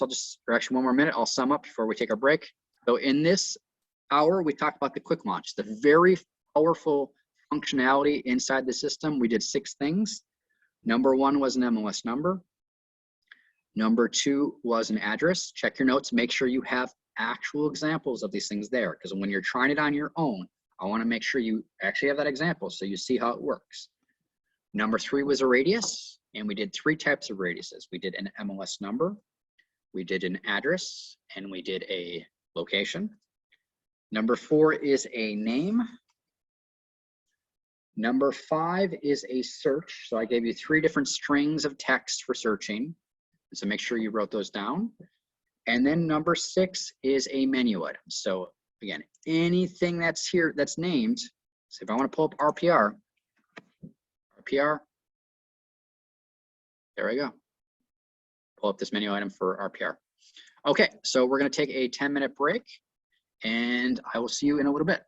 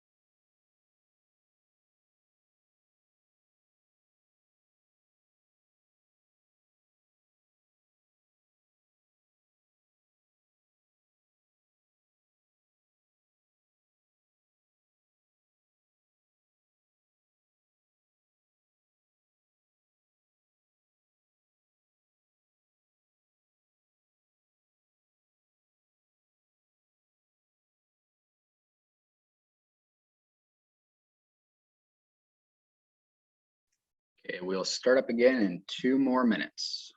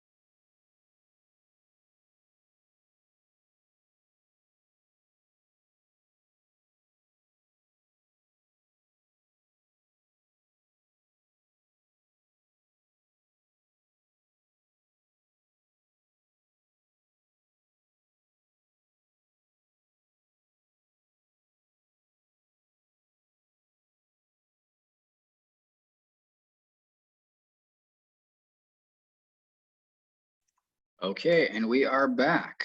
So hopefully you got to pet a dog or cat or do something fun during your break. So in the 3rd hour, we're going to be covering basically the quick search in its entirety. So we're going to be focusing on how to use the quick search. I really want to highlight some things that people may not be aware of that are there for functionality.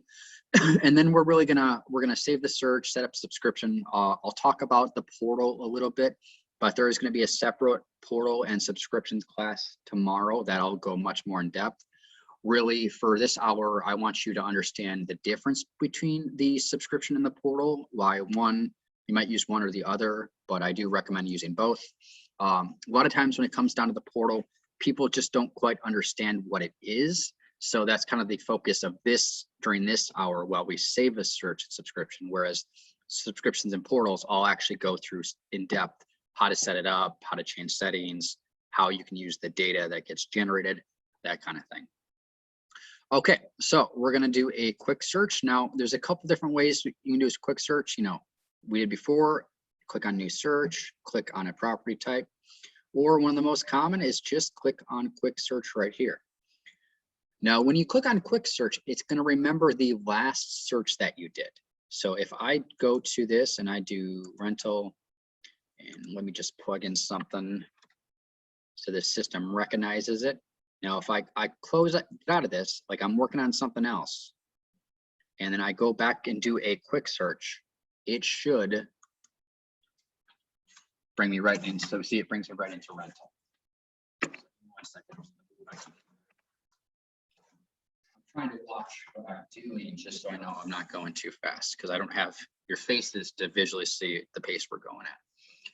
Okay, so go back to do residential. Now, so the residential template that's provided to you, it has all kinds of fields, but this template isn't the only way you can search for residential properties. What I mean by that is, now there's all kinds of great fields here, but you may decide that you want to add certain things. Like personally, I'm a fan of adding pool, private, or community. And then also, maybe I want to do pool features. And let's see, what's one other field? Again, you guys have so much good stuff that's already filled out. Do exterior features. So what I mean by that is, okay, so I've added 3 new things. Now the 1- residential template, if I go away from this and come back, these 3 things that I've added will not be there. So again, I'll do quick search, they're gone. So this 1- residential is a default template you cannot break. But what you can do is you can remove fields you're not interested in. Like say, I want to remove these 2, and then I want to add that pool field for private community and also pool features.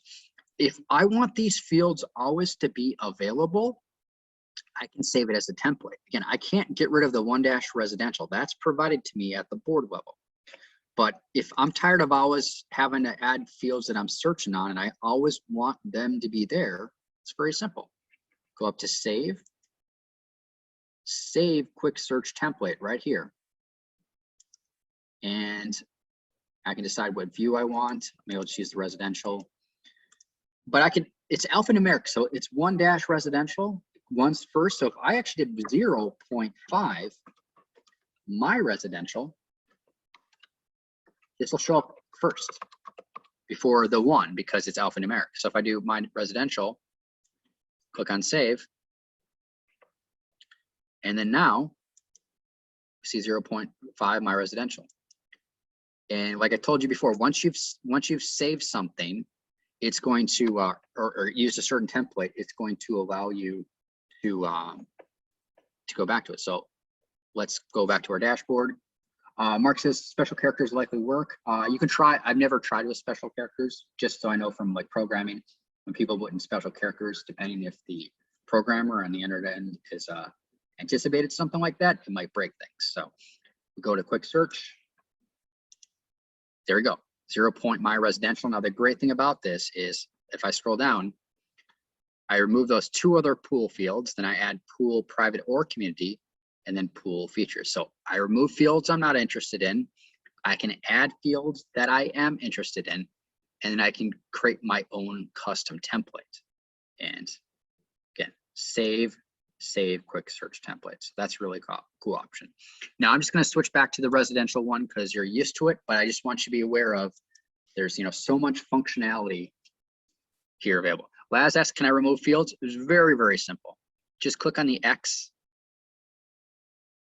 Again, especially when we're in searching, this next hour is so important to read that mouse behavior because there's going to be so much functionality that's hidden behind stuff. Just because, FlexMLS can't put all the functionality in front of you, there'd be too much on the screen. You wouldn't see what the listings. So you watch your mouse, you hover over something, you get the index finger, so okay, hey, I can do something with this. It says remove waterfront. There we go. So really easy.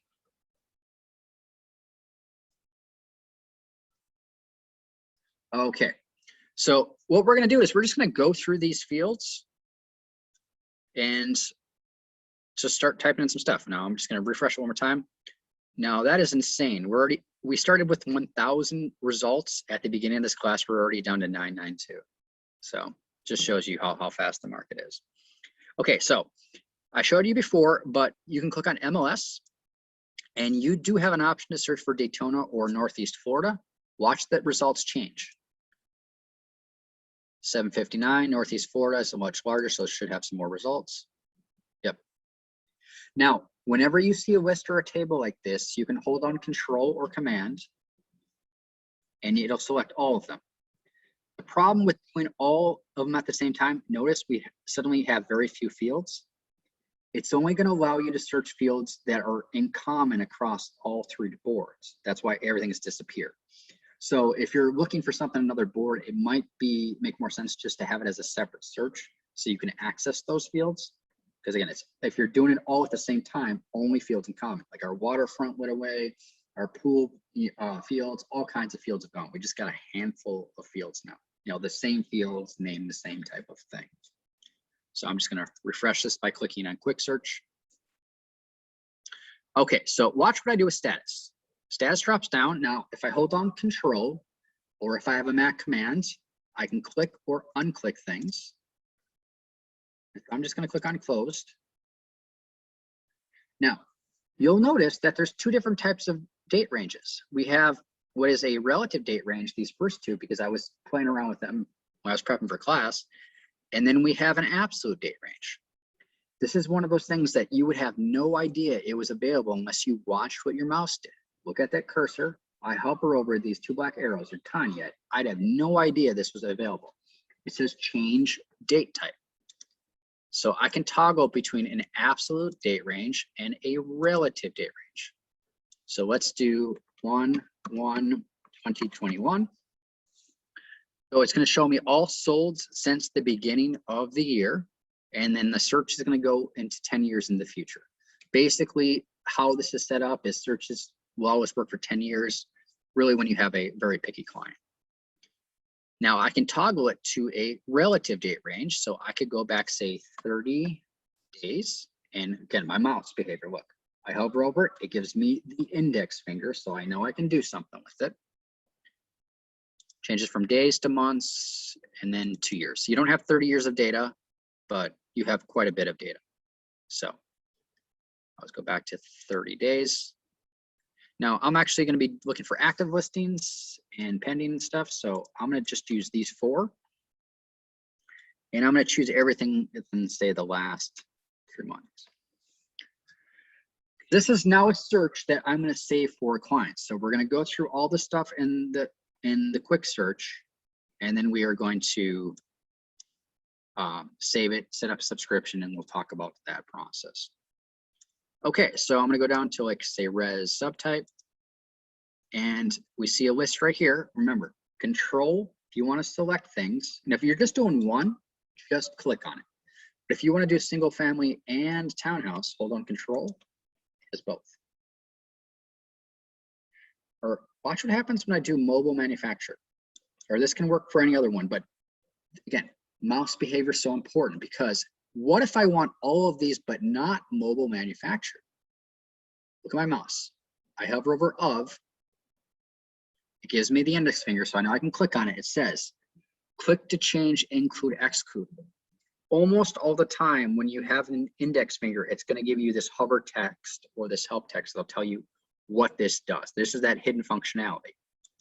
So if I do not of, it's going to show me all property types that are not mobile manufactured. Or if I wanted you to do not half duplex or mobile manufactured, that works as well. So this is a really cool thing, these of, not of. Now something like, say, subdivision, just type in tree. Find something with, oh. Okay, I'll just do 1625 Ocean, just an example. And let me clear that out. Now the reason I'm doing a subdivision here is we see subdivision name alike. What you can do is you could draw a map shape, like say around, South Patrick Shores, and you have a map shape, but you specifically don't want one subdivision.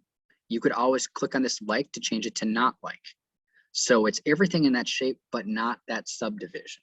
The reason I teach this is I used to teach a lot in California, and one of the most common questions I got was, how do you avoid subdivisions? Because they had a subdivision with HOA fees for $28,000 a year.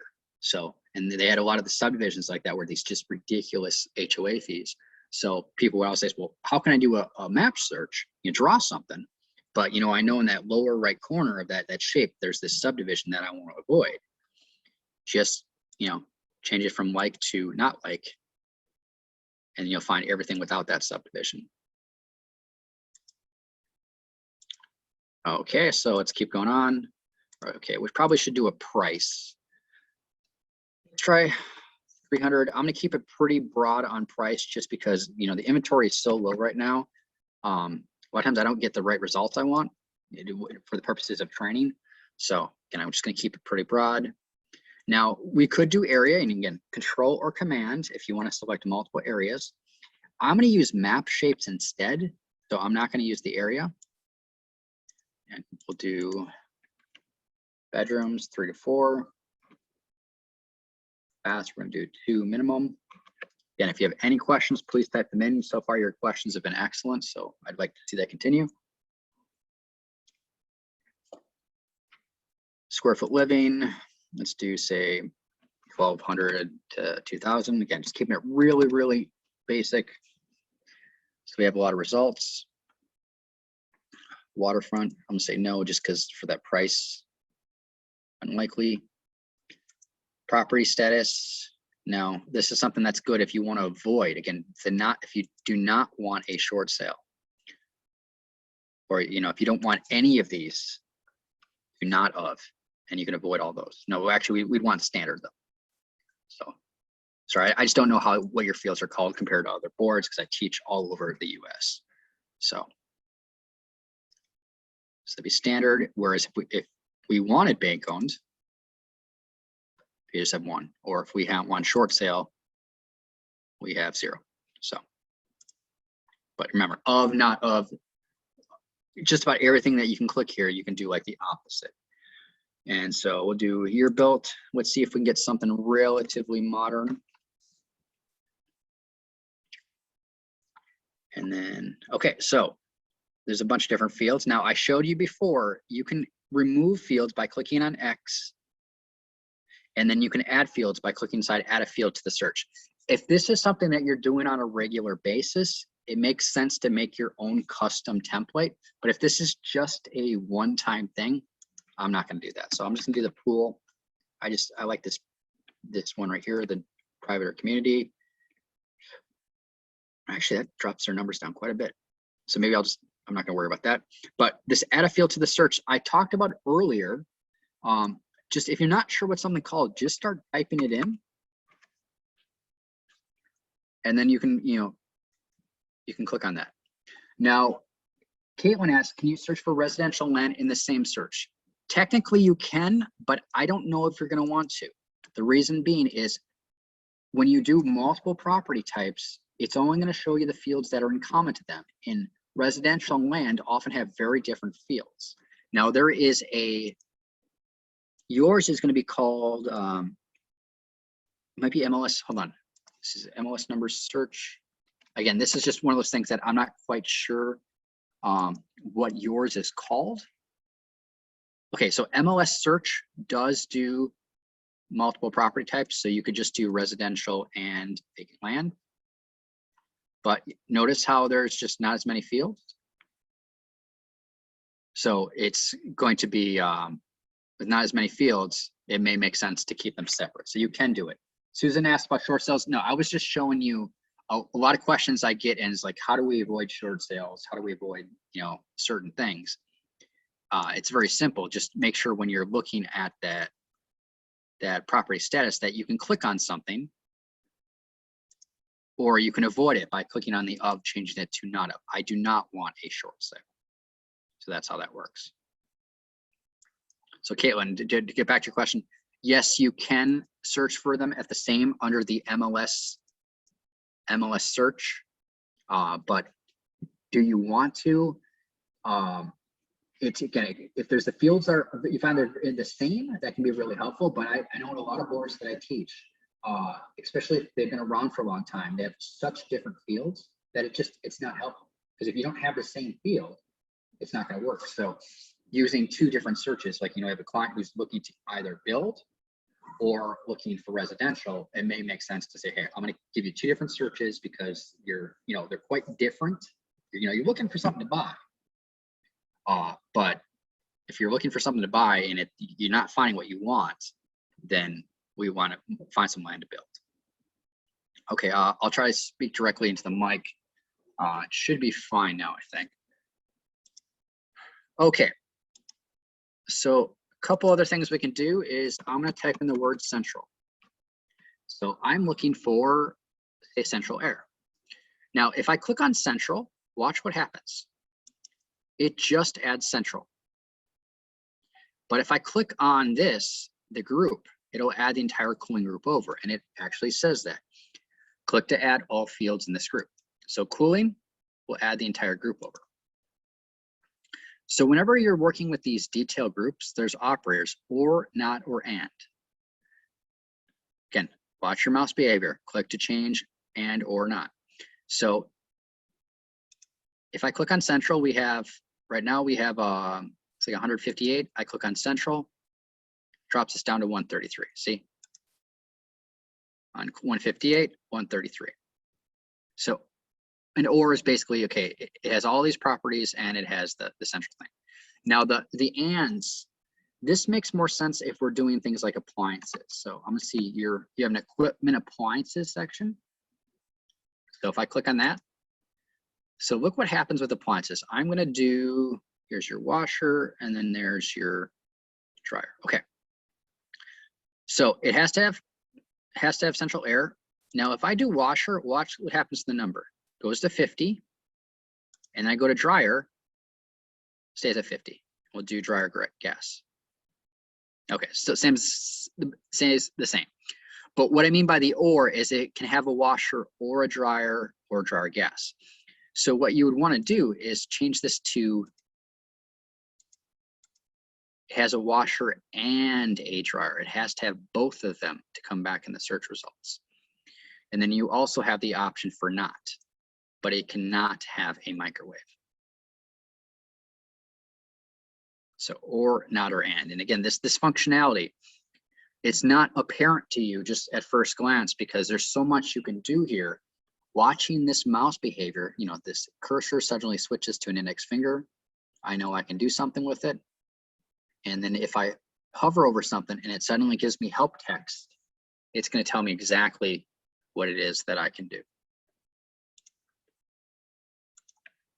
And let's see. Okay, so I can always remove a field.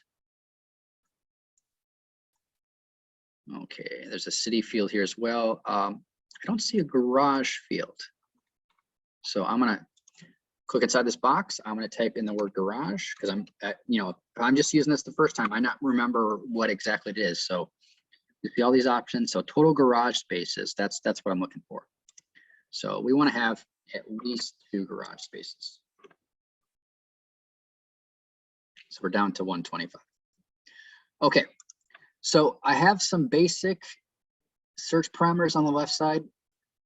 Very easy. So just to kind of sum up the key things here, a lot of people miss. You can add fields to the search.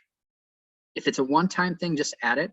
But if you're always adding them, then always go up to save quick search template and create your own template. Earlier in this hour, I did one called 0.5, my residential. So yeah, you can create as many templates as you'd like. The other thing we really talked about is when you click on something, watch that mouse. So if it cannot be 32024 of, look at the hover text, click to change, include, exclude, do not of.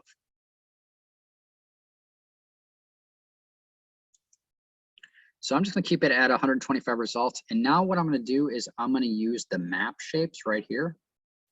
Use the map shapes to draw some shapes. So we'll do by Vera. Okay, so the first shape is this rectangle.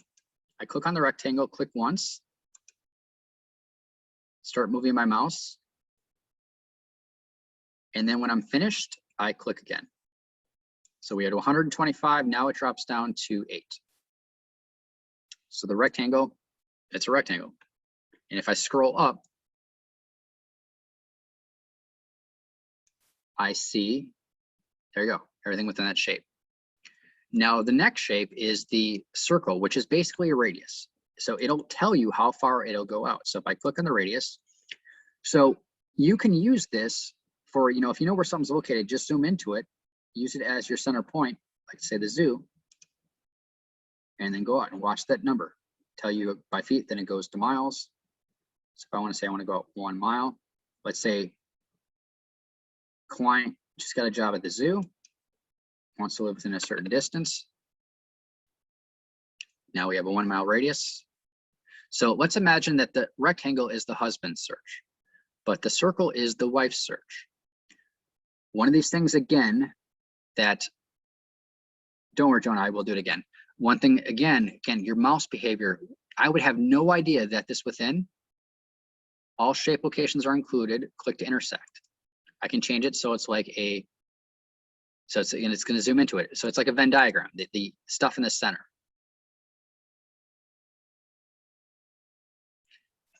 And then I can change it to intersection. It says all shape locations must be matched, click to exclude. I can do not within. So what it's going to do is it's going to show me all the properties that are not within these 2 shapes. Now it can be not within 1 shape, 2 shapes, whatever you want to do. So, and get rid of these, just click on the X and says remove this location. So I'll draw the rectangle one more time, just zoom back in, a little too fast. Rectangle, click on the rectangle.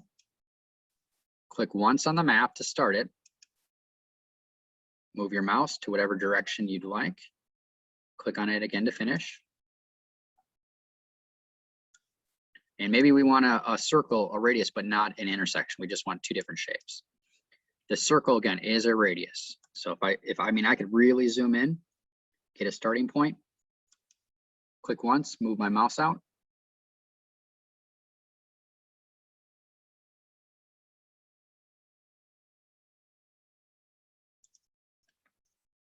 Here we go. And then there's our two shapes.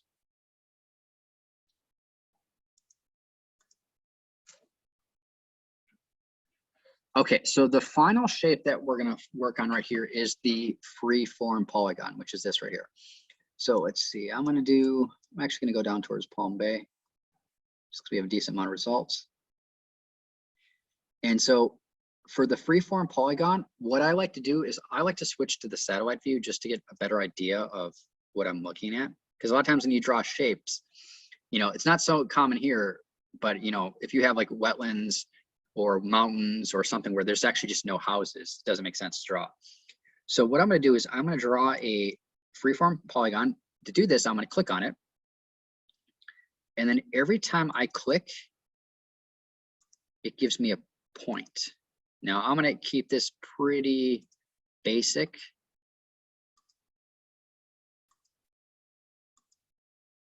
So you kind of like do a zigzag thing. Whereas, you could draw it along, it could be east of 95. You could really zoom in and, be as custom as you like. Elaine asked, how did you get the shapes? The shapes are available whenever you're in a search. So give me 1 second. So to finish this, I'm going to double click.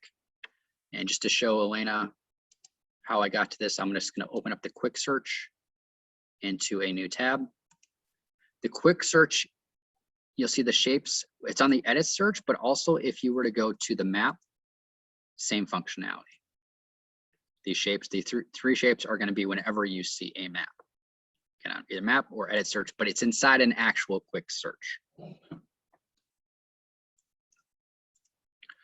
Okay, so I've drawn a shape and I'm going to save this shape. Now, remember I talked about earlier in class that when we were working with those stats gadgets, it only allows you one thing, meaning it could be one area, one city, one subdivision. Well, what I've done is I've drawn a shape across, looks like about 6 different subdivisions. And so what I can do is I can save this shape and it's going to call it just one thing. And then I can use this for save searches, for those stats gadgets. I can use them for custom hot sheets, whatever it is I want to do. So when we save these shapes, and we'll be covering more of this in the afternoon in the advanced class, is I want you to think about this thematically or geographically. What is this? So what I'm going to do is your thematic, geographic, your umbrella terms are going to be things like gated communities, waterfront properties, golf course communities, whatever is, you're going to call it. Now, I already have one, I believe, called waterfront properties saved from previous classes. I'm actually going to call this one hotspots. And I'm completely making this up, but just that is like the name of what I'm going to term all the shapes within this umbrella term. I used to teach, and was very common, to do Airbnb locations where people would buy up properties to do Airbnbs. Now, I don't know how common that is anymore with COVID, but that was one of my ways to teach it. So I'm just going to call this hotspots. Now, hotspots, what could this be? This could be, neighborhoods near dog parks or breweries or whatever. Completely making this up. I just want you to understand the functionality. So I've drawn this shape and I want to save it. And so I'm going to click on this polygon. So it goes here. Then I'm going to click on edit. And do that one more time.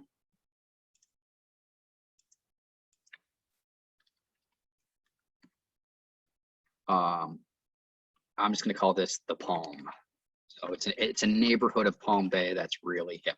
Again, completely just making this up, but I want you to realize when you're drawing these things, it's going to be based on something. So what's your umbrella term? Gated communities, golf course communities, waterfronts, but then what are the individual shapes? I'm drawing this across, you know, 6 or 7 different subdivisions. I'm calling this is the new area called the Palm. It's like the OC. It's where everyone wants to live. Well, there's no real search for that on the left side over here, right? I can't type that in. That's not a searchable field.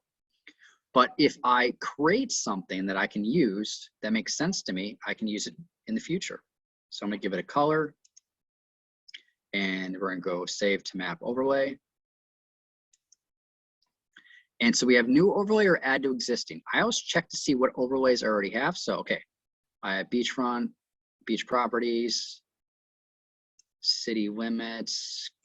So there's a bunch of things here. A lot of these I believe were provided by at the board level. So I'm not going to use any of those, but I'm going to create a new one called hotspots. Again, there's 2 things going on here.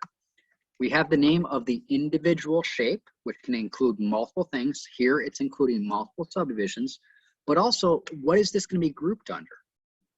Beachfront properties, gated communities. I know when I teach in North Carolina, you know, the golf course communities are huge. So I teach this and people will draw shapes for the 1st through the 5th hole, 6th through the 10th hole, you know, 11th through the 15th, 16th through the 18th. Those, you know, 16th through the 18th are usually the nicest houses. And so they'll draw these shapes because they have a lot of people who want to live on golf course communities in North Carolina. So that's what I show here. So click on hotspot, save. So now I've saved this shape, and this shape is going to be available whenever I want. So I'm going to get rid of the shape by clicking on the X. We see remove this location. But if I click inside this box that says MLS number, address, or map overlay,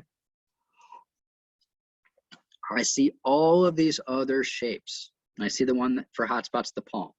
But if I want to, you know, if I can't find it, I can just start typing it in the palm.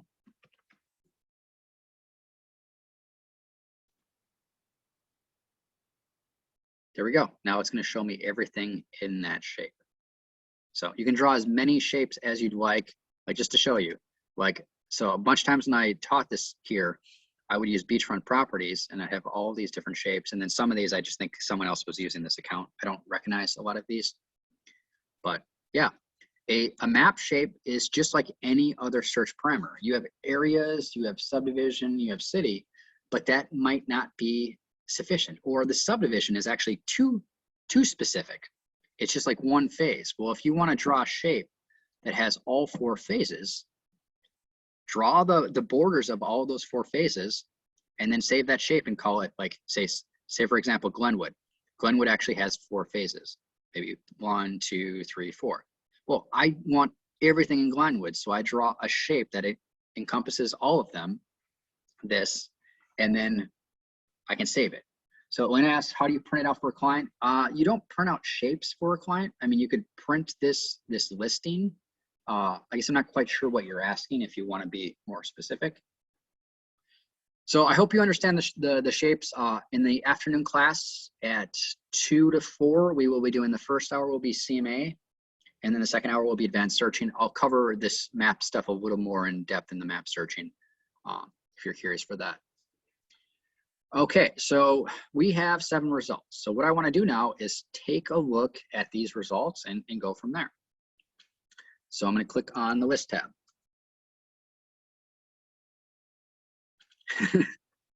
Look what we already see. So this is just crazy. We're already backed up contingent. So that right there just tells you how fast it's going in this area. So we see a list. You know, I can do a normal view or do a 1-line. Again, you're not going to break anything if you click on it. So just if you're curious what stuff does, hover over it. It'll tell you what it does. And I can actually change back the view to residential. I always create my own custom views. So the custom views to tell me what fields are available on the screen. And then we go to the detail tab. So the detail tab will give you a report. We see that down arrow chevron. So we see that there are other options. Otherwise, you can get history.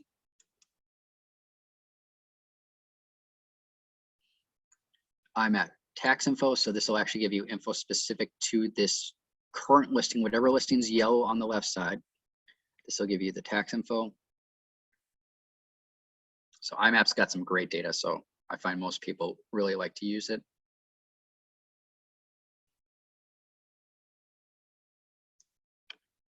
Documents. So there's your documents usually have 3 different ways to be listed. There's going to be public, meaning everyone can see it. Private is going to be only people who have access to the MLS, so other realtors. And then MLS data share means that it would go out in the data share. Diane, hopefully Rob can, for the difference between backups and contingents, I don't know what your definitions are here, and they're different all across the US. So hopefully he can point you in a direction of where you can find that information. Showing time, if you want to schedule a showing. So this will allow you to schedule 1 showing, but there is, if you select multiple listings and you go to the 3 dots here, there is a showing cart option, which will allow you to schedule like 3 or 4 at the same time. So that is the showing cart under there. And then calculator, mortgage calculator, community, property, and school location. These are realtor.com professional search. So if you want to get some basic like demographic information or what's going on in that, let me just plug in. This is a member benefit ad here at board level.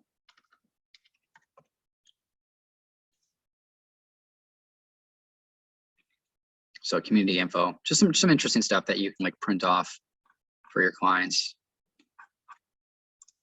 Let me just close that. So community, property, school location, then RPR. RPR is a member benefit at the national level. I recommend everyone use RPR. It's really great for CMAs. Like I'll do a CMA this afternoon for FlexMLS, but I think RPR CMAs are probably easier and look nicer. And then transaction desk. So these are all, you know, third-party vendor products that are on the detail tab. Now photos, these are the photos for the property. So when you upload photos, your photos can be up to 3,000 by 2,000 resolution, or each individual photo can be up to 15 megabytes. So you want to upload high quality photos because based on where they're shown in the system, it'll give it, it has 4 different photo sizes based on where it shows in the system. So it'll give you the correct photo size.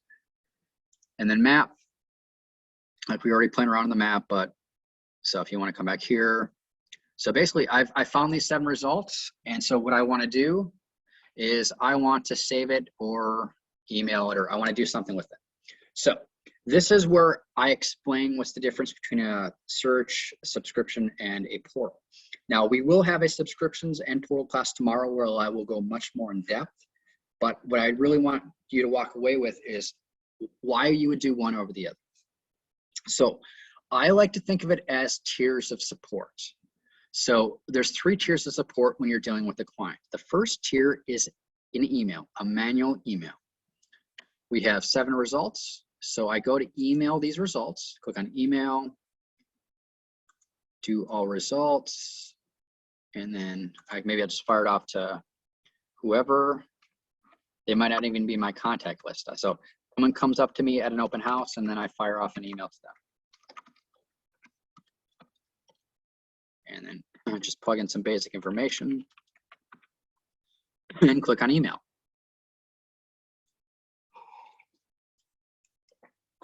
So this is a one and done. I fired off 7 results to R2D2. And so there's 7 results, but tomorrow there could be 8 results, or there could be 6. You know, the market's moving fast. Those, any changes, those status changes, those price changes, all that stuff, that doesn't get fired off automatically because I'm manually doing it. So the tier 1 of support, you are doing all the work. So really what you want to do is you want to at least do the tier 2 of support, which is that search and subscription. A lot of times when I'm traveling around the country training, people will say, well, I wake up every morning at 5 a.m. and I email listings to my clients. Like, that's great, but the system can do it for you to save yourself some time. So you want to be efficient, you might as well set up a search and subscription. I consider tier 2, the search and subscription, the bare minimum that is for searches. So because the reason you want to set up a search and subscription is because you are telling the system, FlexMLS, you do the work. You're no longer doing the work, you're setting it up, and then FlexMLS is doing the work. So we have 7 results right now, but we see how quickly things are moving. Tomorrow, we could have 2 results, or we could have 10. So you say that search and subscription, you tell FlexMLS, hey, this is what my client's looking for. Anytime there's a price change or a status change or a new listing, I want you to fire off that listing to my client. So the great thing about using FlexMLS is it is going to be fast. New listings are going to fire off in about 10 minutes. Price changes and status changes about 2 to 5 minutes. Now, this is so important, especially in this hot market when you have days on market, like 2-3 days on market, things are going so quickly. Now, your client, Pablo, I'm basically going to go through that process in just a second.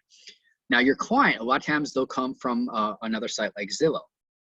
And Zillow can be hours to days behind. I know from personal experience as an MLS director, I would get calls every single day from my members saying, hey, I updated in FlexMLS, Zillow still does not reflect the change. So I'd have a special email that I could email Zillow and say, hey, this hasn't been updated, can you do so? And it usually took a couple of days. So in a hot market like this, Zillow is basically worthless in some aspects because of the delay. And so it can be really, really frustrating, where if they're using FlexMLS, again, new listings in 10 minutes. And the reason it takes 10 minutes is FlexMLS realizes that a lot of times after people make a listing live, they have an oh crap moment, and then they forgot to change something or forgot something. So FlexMLS waits for 10 minutes so they can make that change before it gets fired off. Whereas new listings and price changes also, okay. Zillow is now a broker that has an IDX website, no longer a portal. Okay, thank you. So with if their data is up to date, so it's going to be different. So other sites though may be behind schedule. So it depends on what kind of data they have. Okay, so what we're going to do then is we're going to save a search, and we're going to set up a subscription.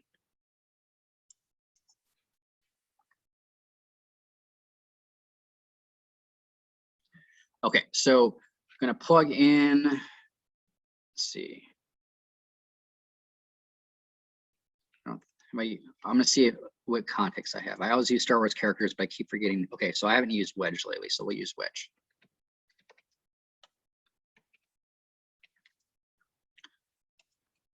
And so Wedge Antilles, do a comma and a space, and then I like to put in something describing the search, so 300 to 400K, just because it's easier for me to find it. If I end up having five different searches, it makes sense to kind of give more of a description here. Now, search description, this is not a description of your client. Someone had called up FlexMLS support panicking once because they had put not really worth the commission in this box, and they didn't realize that their client was actually able to see that. So I just want to give you that caveat. Now existing, I want to see, hey, is Wedge here yet? He's not, so I'm going to do a new contact. And we're going to do Wedge Antilles. And then Wedge 55. Now in the subscriptions and portals class, I'm really going to break this down and show you what the emails look like, how you can get more specific, that kind of thing. So this right now, this really is an overview. You know, the beginner bootcamp classes kind of show you all these things that you need to know. And then the other classes are going to be much more in depth, or just cover stuff that we don't have time. So we're saving a search and setting up a subscription. Now, I can also create a portal account and turn this on at the same time. And it's personal preference. But so what is the difference between a search and a subscription and a portal? This is the purpose of this class, is so you know the difference. The portals and subscription class, I'll actually show you the whole process. A subscription is an auto email or a drip system, meaning when there's a new listing, price change, status change, that kind of thing, it gets fired off. Whereas a portal is a website your client can log into, and they can do their own searching, they can save listings, they can hide listings. It's proactive. If they can't sleep and it's 1 in the morning, then they can log in at any point. Where a subscription is reactive. You have to wait to make sure there's a change in that search, new listing, pricing, and status change. So I do recommend having both of them at the same time. It's just personal preference. Some people like to do the search and subscription first and then do the portal after. Or in the portals and subscriptions class, I'll show you, you can actually set someone else up with a portal, let them play around with it, and then set up a search and subscription a few days after you've looked at what they've taken, after they've seen what they like, what they've clicked on, that kind of thing. So just personal preference, but I do recommend having both. And this is the reason why. I lived in Satellite Beach for 2 years, 2015 to 2017. And then I just love this area, but I got a little bored because, young guy. So I decided I want to move to Miami Beach. So I got a realtor to find some rentals, and we went down and we looked at some properties. Well, before we did that, they didn't have a portal solution at that time that was any good.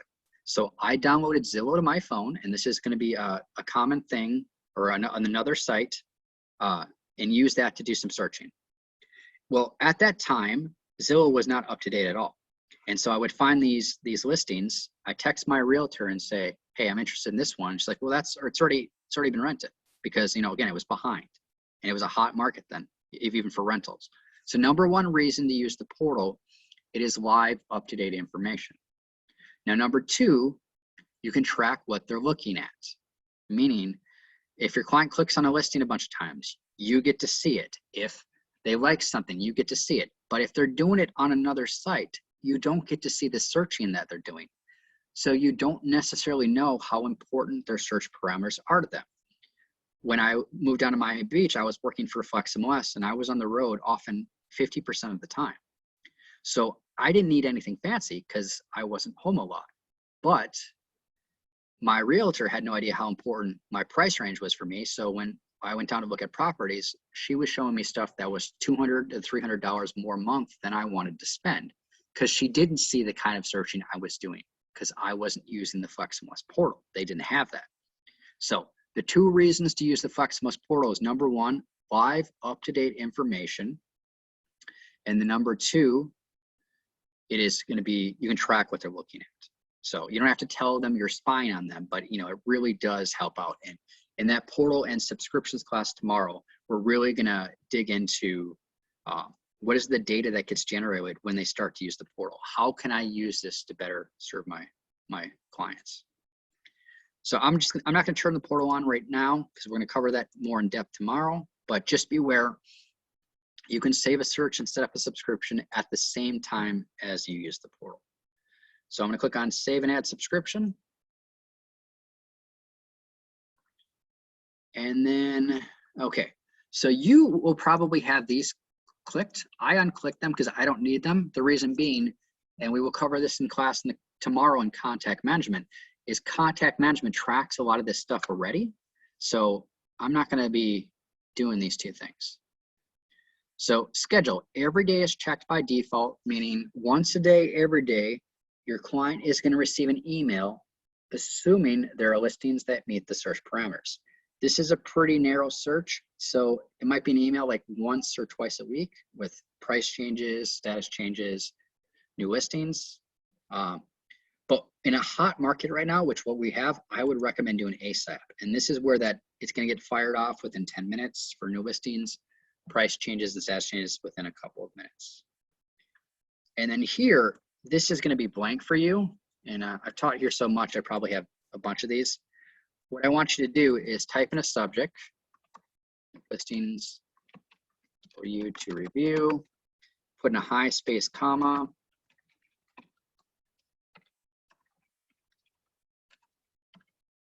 Okay, here's some listings for you based on your search parameters, whatever you want to do.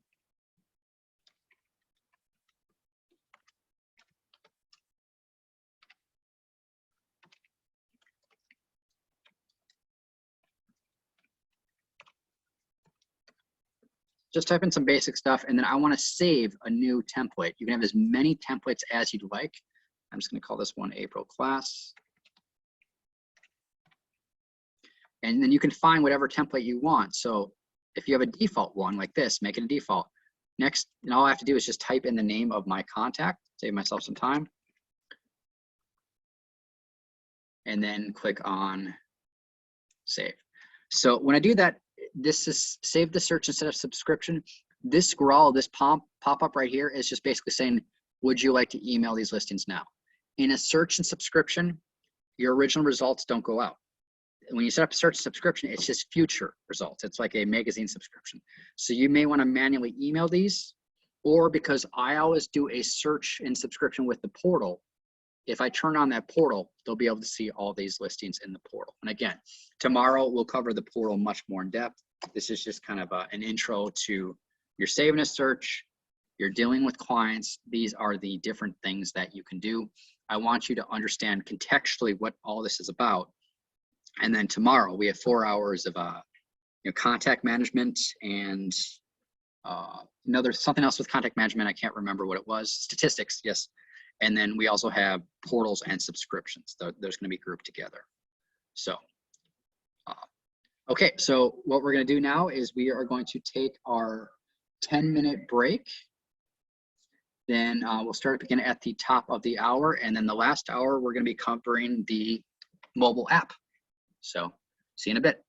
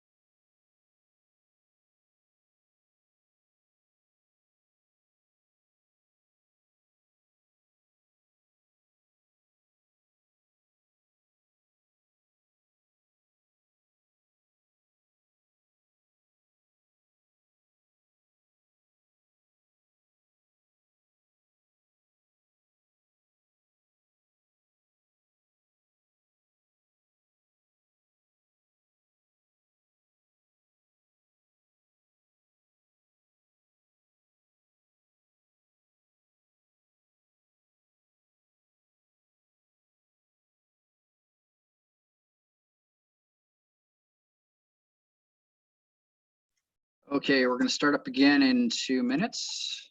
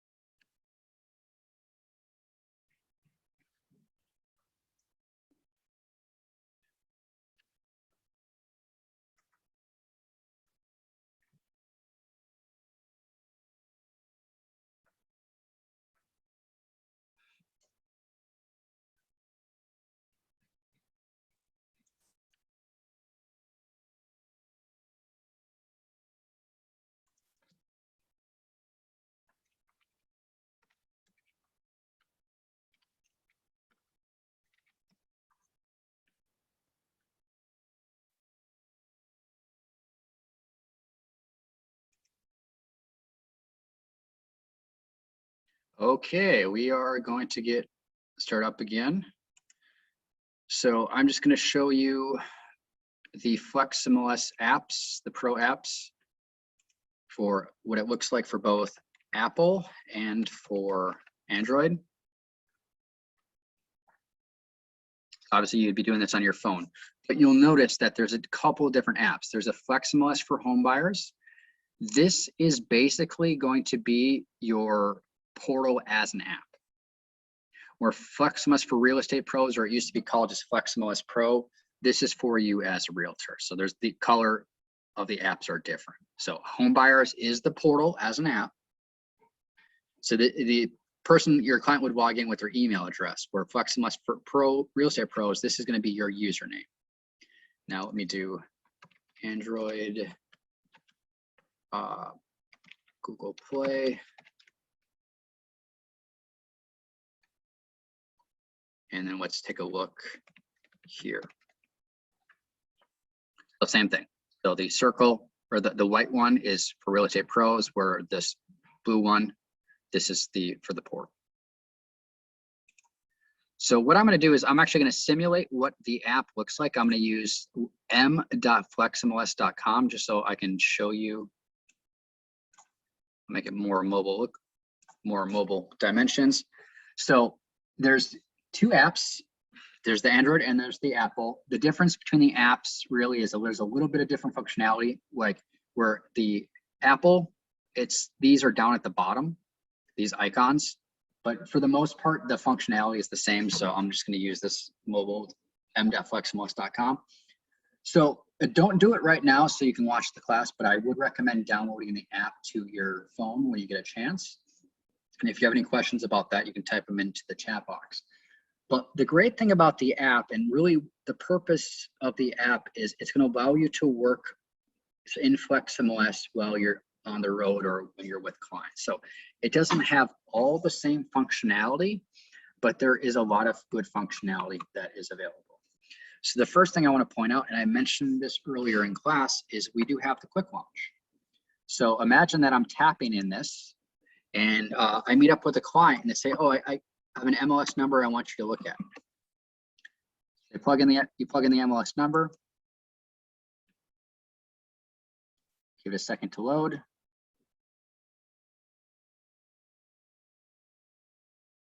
Try that one more time. And so the purpose of the app on your phone is really, it allows you to do things on the fly. So if you're working with a client out in the field and they have a question about a property or an MLS number, I'm not sure why. Try enter. Normally that works. We'll try an address this time.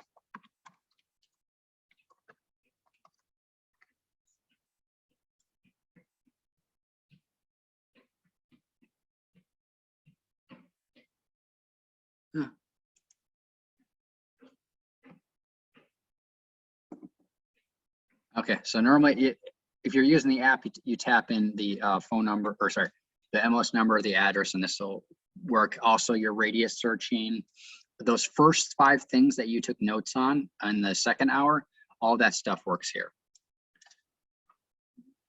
But then what we can also do is you have address searching, you have MLS number searching, and save searching. So if I go to address, maybe I want to do 55 C Park. And so let's see, okay, what's active right now in 55 C Park? I used to live there for 2 years. So we got 1 new listing. And that actually was where I lived. So that was nowhere near that expensive. So they must have renovated it. So you can do an address search, but we also have, that's a simple address search. You can go to advanced, where you can plug in street numbers, street directions, you know, go much more in depth. And you can also do multiple data sources if you'd like.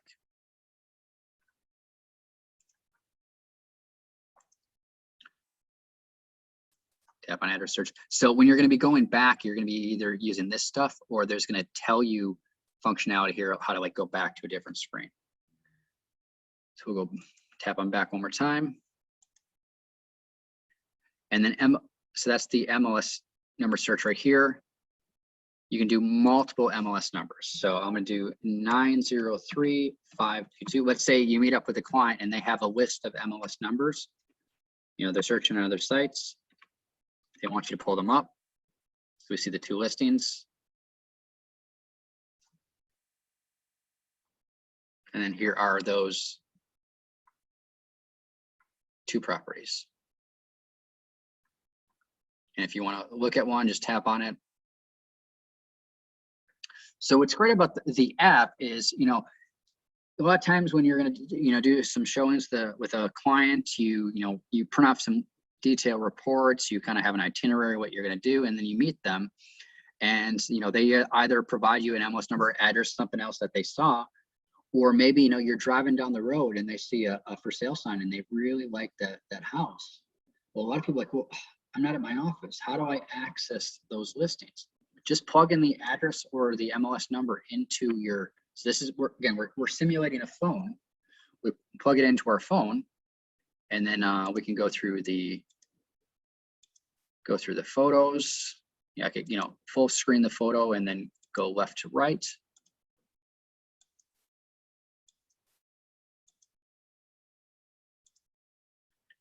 Go down.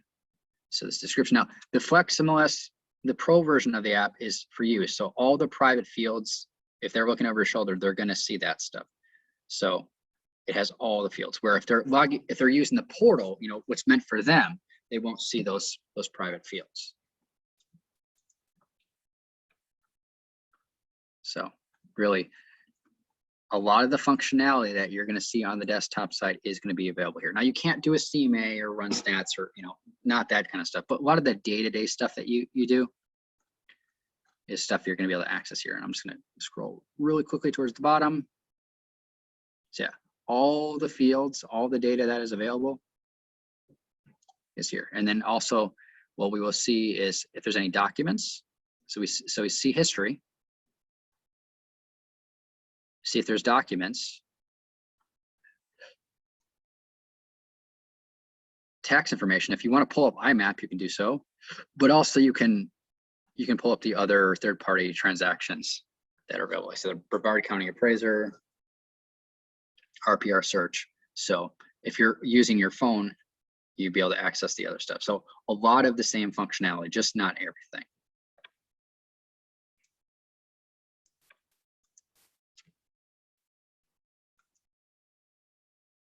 Okay, and then save searches. This is one I really like, so I'm going to go into save searches, because what you can do is you can see searches that you've saved. So we have drafts, favorites, and all. Well, let's go into Wedge Antilles 300 to 400,000. And so I saved the search on the desktop site. Well, it feeds into the app and vice versa. So any changes I make, it will update. It hits the API, and so it'll update. So what I can do then is, let's say we take a look at these properties and you want to update a search. So what I can do is I can go to the 3 dots, and I have option to save as. I can save it again, but let me just change some parameters.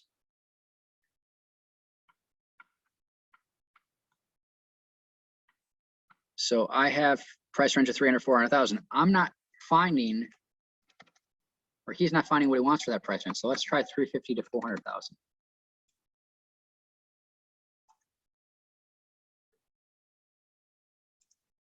Now we only have one result. But if you wanted to make a change to a search on the fly, like when you're with a client, we've changed the parameters. So what I can do is I can rename this 350 to 450.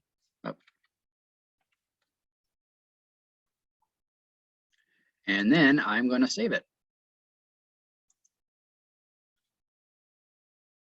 So now Wedge has that's original search that we did on the desktop side. I don't have to go back to the office or go back home to update his search. I could go see some properties and realize, okay, it's not quite exactly what he's looking for. So let me update those parameters and then make that change. So now we see his new search, and it's going to update. So he will see that in the desktop site as well. Now, most of what you're going to be doing in the in the app is like starting a search from scratch. So we're going to go to new search. And we see 0.5 my residential. This was the template. This is the one that I used before, because remember, it was alphanumeric. I created my custom one by removing some fields and adding some fields. So whatever one you want to use, you can. So I'm just going to use the residential one because that's just what you're comfortable with. So we're going to go to filter. This is the same thing as typing in search fields. So I could do a search. So say my client, we look at some properties and they don't like anything, and it's like, let's just start a new search. Now you could go back to your office or go back home, or you could just start typing in. So we're only down to 6. Okay, let's try Palm Bay. Teaching right now is so hard because there's so little inventory. I don't always have great examples. So we'll do 344 and 345. Let's see, good, 49 results. So I got something. And then let's do 3 to 5 beds. Let's see if we can get away with 300,000 minimum. 24 results. Bass, we'll do 2. And square footage, let's see if we can get at least 1,500. This is me emulating my phone. I'm just tapping stuff in. So I have 23 results.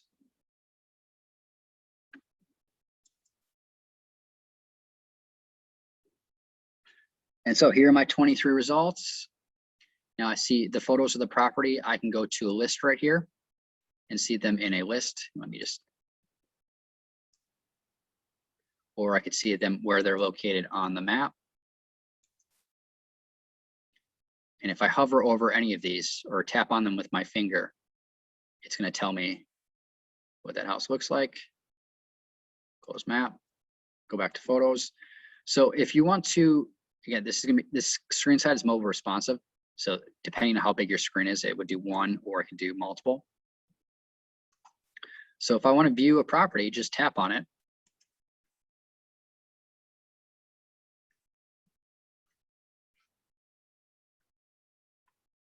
And so we see the photos of the house, we see the overview, so the description,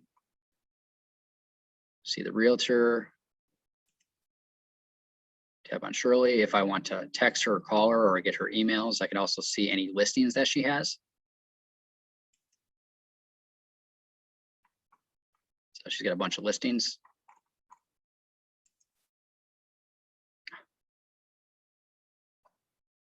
That is a, there we go, back.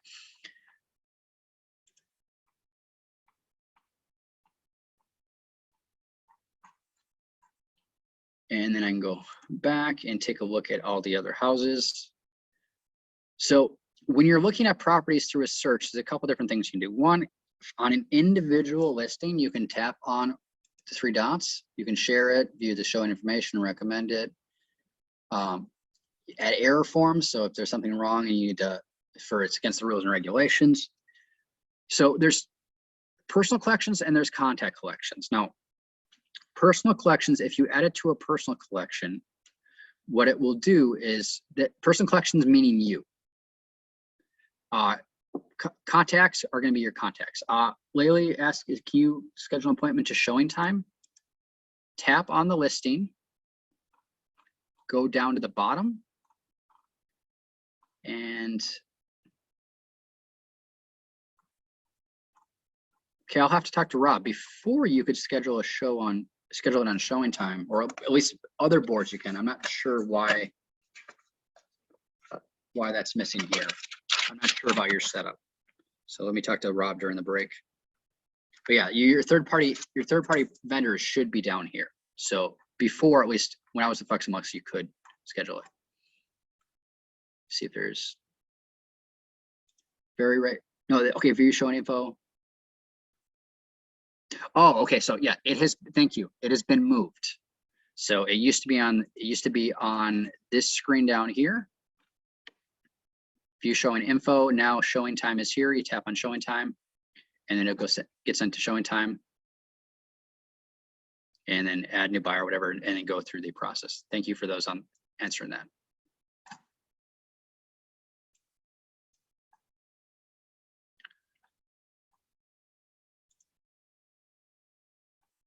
Okay, so you can look at other properties. Otherwise, if you want to save this, it's very simple. We're going to go up to 3 dots, click on Save As. And so we'll do cabin done RQD tuna well. We'll do 300 plus Palm Bay.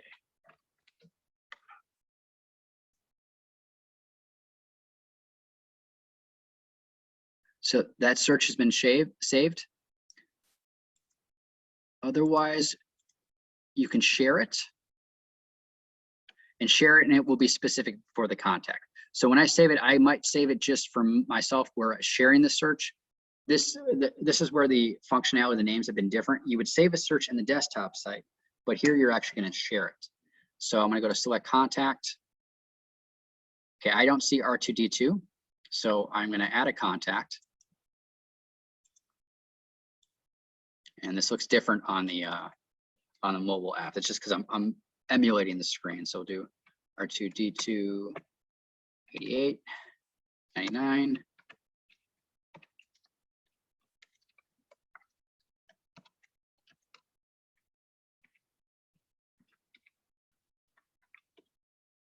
And I want to plug in a phone number for him.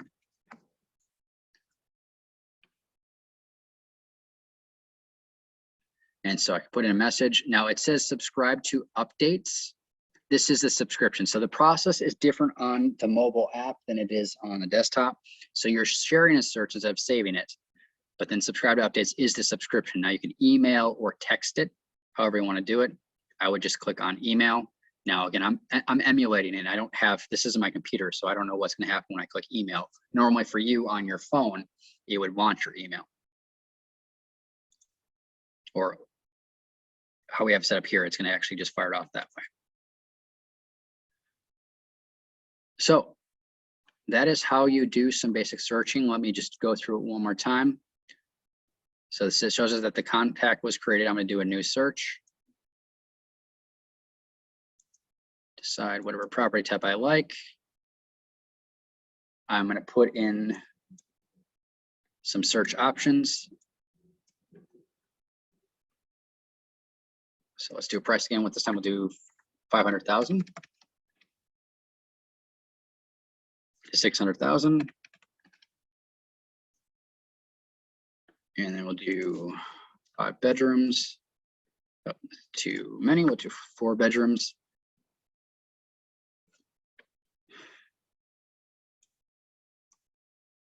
And so the 3 dots, share it, select it, or save as. So sharing, if you're going to be doing it specifically for a contact.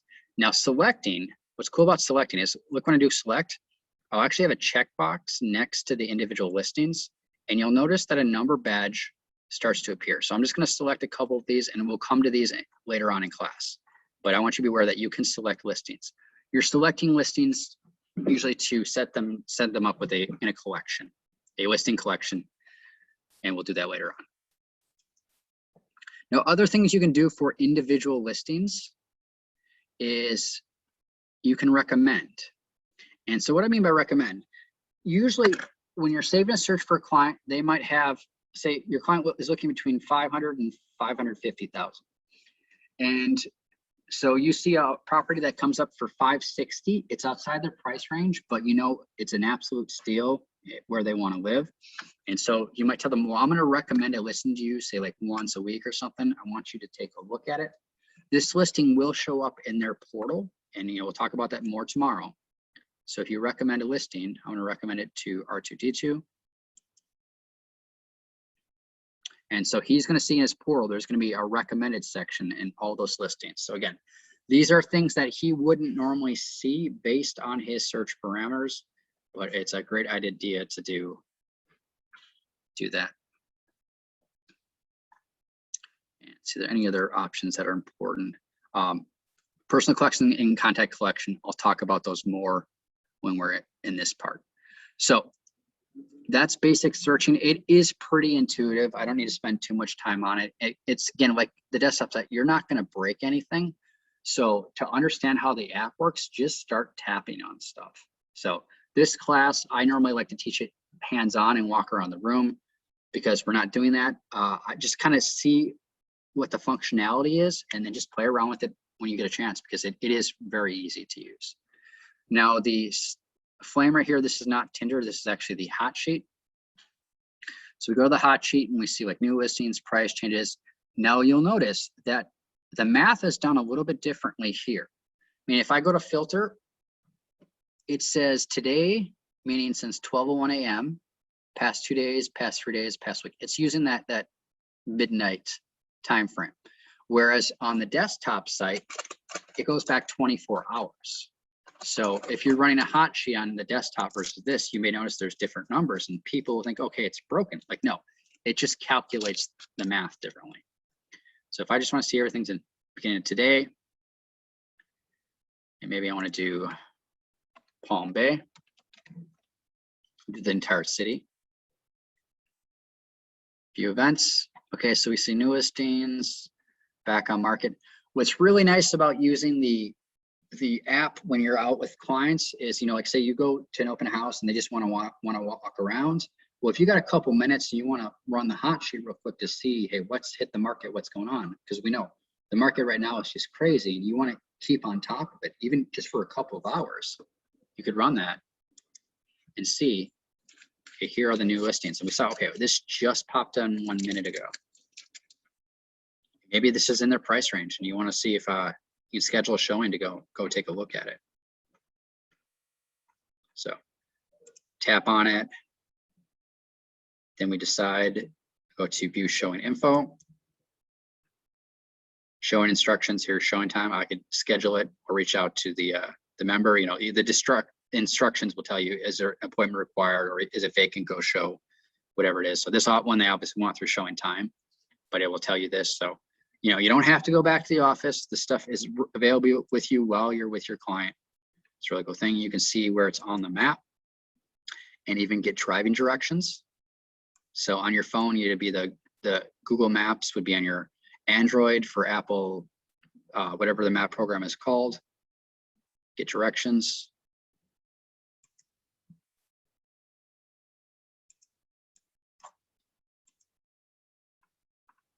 Again, this is the FlexMLS Pro app, so it is private information.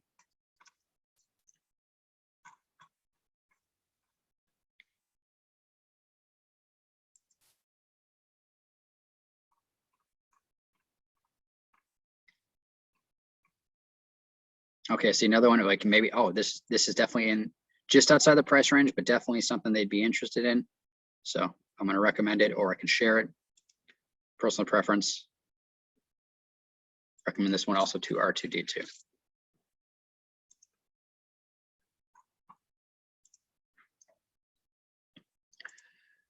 Okay, so hot sheet, the filter is how you run it. It's going to save whatever you typed in. So it'll remember that. Now the contact, this is the person. And then there's a couple things here that we can do. First thing is add a contact. And I want to click on C3PO. And you'll notice that there's not any activity here because he has not logged in recently. I go to Darth Vader, not any activity. We're going to be talking about this tomorrow in the portal. I'm actually going to create some activity with some of these accounts so you can understand how listing activity works. But right here, you see this bar? This bar means that they have the portal. And on Apple, it actually says send invite right here if they don't have the portal turned on. If they're really active, it's going to be really blue. And so what it does is FlexMLS will actually show you the people that are most active, meaning if someone's been active in the portal, they're up at the top. So you can reach out to them and say, hey, I see you're looking at properties. You want to schedule some showings. I know a lot of realtors have hundreds and hundreds of contacts. So if they got some downtime, who do they focus on? You know, just click on a random person, or do they look at someone who's active in their search right now? And then they can reach out to that person. And this information will, again, make more sense tomorrow when we go into the portal, and we will go through that in depth. But like you'll notice, if I click on, say, like Han Solo, there's a send invite option.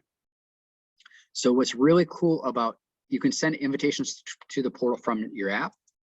And what I mean by that is, okay, one thing that I would always recommend to my realtors is when I was living in Arizona, there's a lot of transplants, just like here. And you know, I tell them, wear your realtor name badge while you're out everywhere. Because like you might be at Walmart and someone sees that realtor name badge, like, oh, we're on vacation here. We love it. We want to buy. You know, this is a chance to pick up business. So you have your realtor name badge on and you say, okay, well, let me get your email address and I'm going to invite you to my portal. And my portal will allow you to do your own searching, you know, all that stuff. So really simple. Go to add contact, tap on that. Put in their name. So we'll do C3PO. I'm just putting in random numbers because I create a lot of fake email addresses for the purposes of training.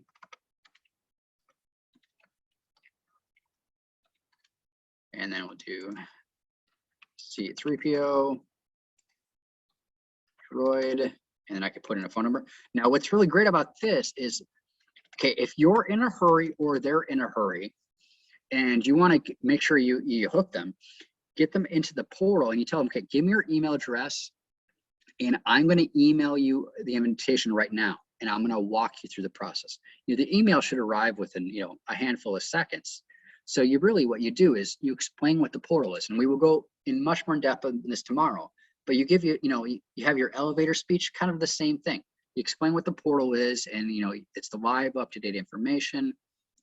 And so you set up a contact and then just invite them to the portal. And this whole process is going to take under a couple of minutes. So after you fire it off, you know, explain what the portal is, then you have them pull up their email, they see the portal invitation, you sign up, and then they have access to FlexMLS. Now, the great thing about that is whenever they log into the portal, the first thing they see is your profile photo. Their searching is in the context of you as the realtor. So it's a very little work is required on your end to get them into the portal. And then tomorrow when we go into contact management in the portal, we'll look at the data that gets generated, all that kind of stuff. So it's a lot, for best bang for your buck. The portal right now, especially with how hot the market is and people want to see stuff in real time, that's how you do it. But also for contacts, you know, if anything that's email viewed, we're gonna be covering this specifically in the portal class. Let me see if I can find someone who may have some data. Okay, so Luke Skywalker has a safe search, but you know, we'll do this much more in depth tomorrow. Okay, so right here is this box. These are listing collections. Now, these are personal listing collections, meaning these are stuff that I've saved for myself. what I mean by that is there's two ways to do listing collections. I'm going to go back to do a search real quickly, just to show you. Or actually, let me do a hot sheet. It'd probably be easier this way. Whenever you're in a listing, there's going to be 3 dots, and you have add to personal collection and add to contact collection. Personal collection, again, means you. Maybe you're just keeping track of certain properties. So add to personal collection, I see either of these that I want, or I can create a new collection called Houses to Watch. And so that's my own personal collection. I'll go back here, Houses to Watch. I tap on that. This is just stuff that I'm interested in watching. Now, the other type of collection, these are the personal, are the portal collections, meaning for your client. So I'm going to go back to the hot sheet. We'll pull up a property. And this one, I'm going to go to the 3 dots and I'm going to add to a contact collection, meaning a client. So I'm going to choose the client. We'll do R2D2. So this is going to be a collection for him. Now, I like to do portal collections for open houses. If I'm going to do a bunch of open houses for a client, it's a lot easier for me to keep track of them if I keep like a running tally. So R2D2 open houses. And he's going to be able to see this collection inside his portal. So he'll be able to see it, but also it's going to be on his contact record. So I click on save. So I've now saved that collection to his portal collection. Now what I mean by that is let's pull up R2D2's record. So R2D2 right here. What do I see? There's a collection section. Click on it. There we go, open houses. So I see the stuff that I've recommended to him, but also anything that, so every time we go to an open house, I can keep track of that. And what I mean by that is that's why I've selected these 3. Let's imagine that, okay, we look at these 3 properties. So I've selected them, so I have them available. So we already looked at one house like last weekend, and that's in his collection. But I want to add these 3. We looked at all 3 of these. Go to the 3 dots. Add all the contact collection. Use my contact. And again, you're tapping on this. This is on your phone. This is going to be really fast once you get comfortable with it. Bam. So the portal, or sorry, not the portal, the app really, it's geared towards working out in the field while you're with clients. So what are you doing? You're updating searches, or maybe you're doing a new search. They give you an MLS number and address. You want to pull that up. You look at some properties, so you want to keep track of the stuff that you look at, because you might be a while before you get back to your office. So you want to make sure you keep this running tally. We saw one open house last week. He had more time this weekend, so we saw 3 more. And so now he's got 4 houses in his listing collection. And what I can do is just come back here. I can deselect them. I don't want to keep them always selected. So deselect. So now this goes back to nothing. But if I go back into his contact record, R2D2, go into his collections. There you go. Those are the 4 open. So now that, again, it's a running tally. Every time I go to an open house, I want to keep track of it. And so I'm going to see the same information on the desktop site. So, but here are the 4 houses that I saw. So especially if you have a really picky client and you know you're going to be looking at 15 or 20, it makes a lot of sense to keep track of it, because not only do you get to see it, but when they are in the portal, and we'll look at this tomorrow, they get to see all the listings that they've looked at. So this is the collections box. Again, you don't see any numbers unless you select stuff. So either you're in a hot sheet or you're doing a search. I'll just do a search really quickly. I can be in an individual listing and select it, you know, one at a time. You see that number. Or if I've done a search and there's 5 or 10 results and I want to kind of select them in mass, go to the 3 dots, go to select, and see that number gets higher. So then again, these are going to stay here until I do something with them. So I go here, I go into selected, and then, you know, recommend all, hide all, select all, whatever it is you want to do.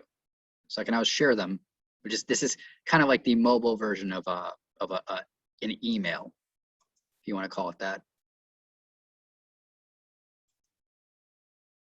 So I can email these to him. And whenever you've done something, you should get a prompt up at the top that says it's, you know, email has been sent or contact has been created, that kind of thing.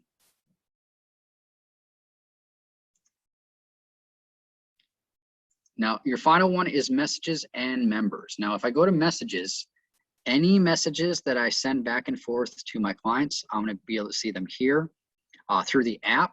Now, how your emails work for FlexMLS is if someone sends something to your account, you're going to get an email on your personal email, whatever personal email you have for the account, you get a notification. So you can look at it that way. You can always send a message to any of your contacts. You know, this functionality is available, but I find that most people just, you know, text the clients. So you don't need to use this. And then also we have members. So let's say you're working with another realtor and you want to find them. Search for offices, members, or teams. Let's see,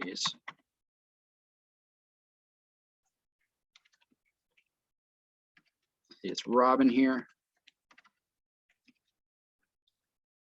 There we go. Pull him up. So like if he was a realtor, if he has a profile photo, it'd be here, but you can see all the information. Let's try a realtor this time.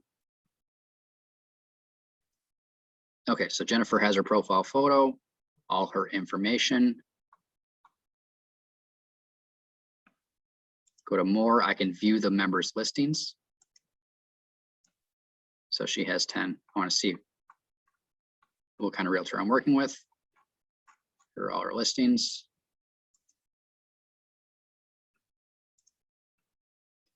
And then finally, your profile, your listings, your office listings. So pull up my profile information. A lot of this stuff you would do on the desktop site, but you can access it here. My listings. Now, I don't have any listings here, but I want you to pay very close attention to what I'm going to say here. If you have active listings, you can go into the listing section. Unfortunately, I can't demonstrate it because this is a test account. But if you tap on an actual listing, there's going to be an option that says edit this listing, or an edit button. When you tap on that edit button, it's going to let you change the price, change the status, and also add photos. So those are things that you can do in the field while you're with the client. You don't have to do it necessarily at your desktop or when you go back to your office. If you meet up with the client and like, yeah, we really do need to drop that price. Well, you know, it's 2 o'clock in the afternoon right now and people are really looking, let's do it now and not 9 o'clock at night. Because you want to get that, you know, hot sheet label with the price change. Pull up your phone, tap on the listing, go to edit this listing, and then you can change that price or change that status. So you don't have to do that stuff just at your desktop. So make sure you make that note, write that note down now. Under my listings, edit the listing, price change, status change, and upload photos. So I just, again, unfortunately, I can't demonstrate it because this is a test account, but that is one of the most popular things on the app. If you want to see your office listings or whatever else. So that's basically what I have for the app. I'm short on time just because there is basically no questions. And I had a lot of questions in the first 3 hours. So are there any questions before we end? I hope this was helpful. I know I threw a lot of information at you, but the great thing about this being recorded is you can watch it on your own time. Recording should be available later, either today or tomorrow. But I really, on the basic boot camp, I want to give you some stuff that I think to start out in the system is very important. And then in the afternoon, we are going to be doing the, at 2 o'clock, we're going to be doing CMA. And then at 3 o'clock will be event searching. And then tomorrow there's going to be a contact management and statistics class, and then there's also going to be a portals and subscriptions. And then the portals and subscriptions, I'm going to go more in depth on subscriptions, show you what emails look like. We'll walk through, the portal process, how that all works. So there's a lot of good stuff that is available. I'm trying to make sure there's not too much overlap in the classes, but you can't completely avoid that. So, okay, Kaylin says, can you add a buy search to a renter subscription? You would have to, those are two separate property types. So you'd have two different searches for that. I mean, you could do a residential and a rental, but with like how prices work and stuff, it makes more sense to have two different searches, and just explain that to them. So, okay, any other questions? Okay, well, I hope you learned something, and I hope I see you again in a later class. So everyone have a wonderful lunch, and I will chat with you later.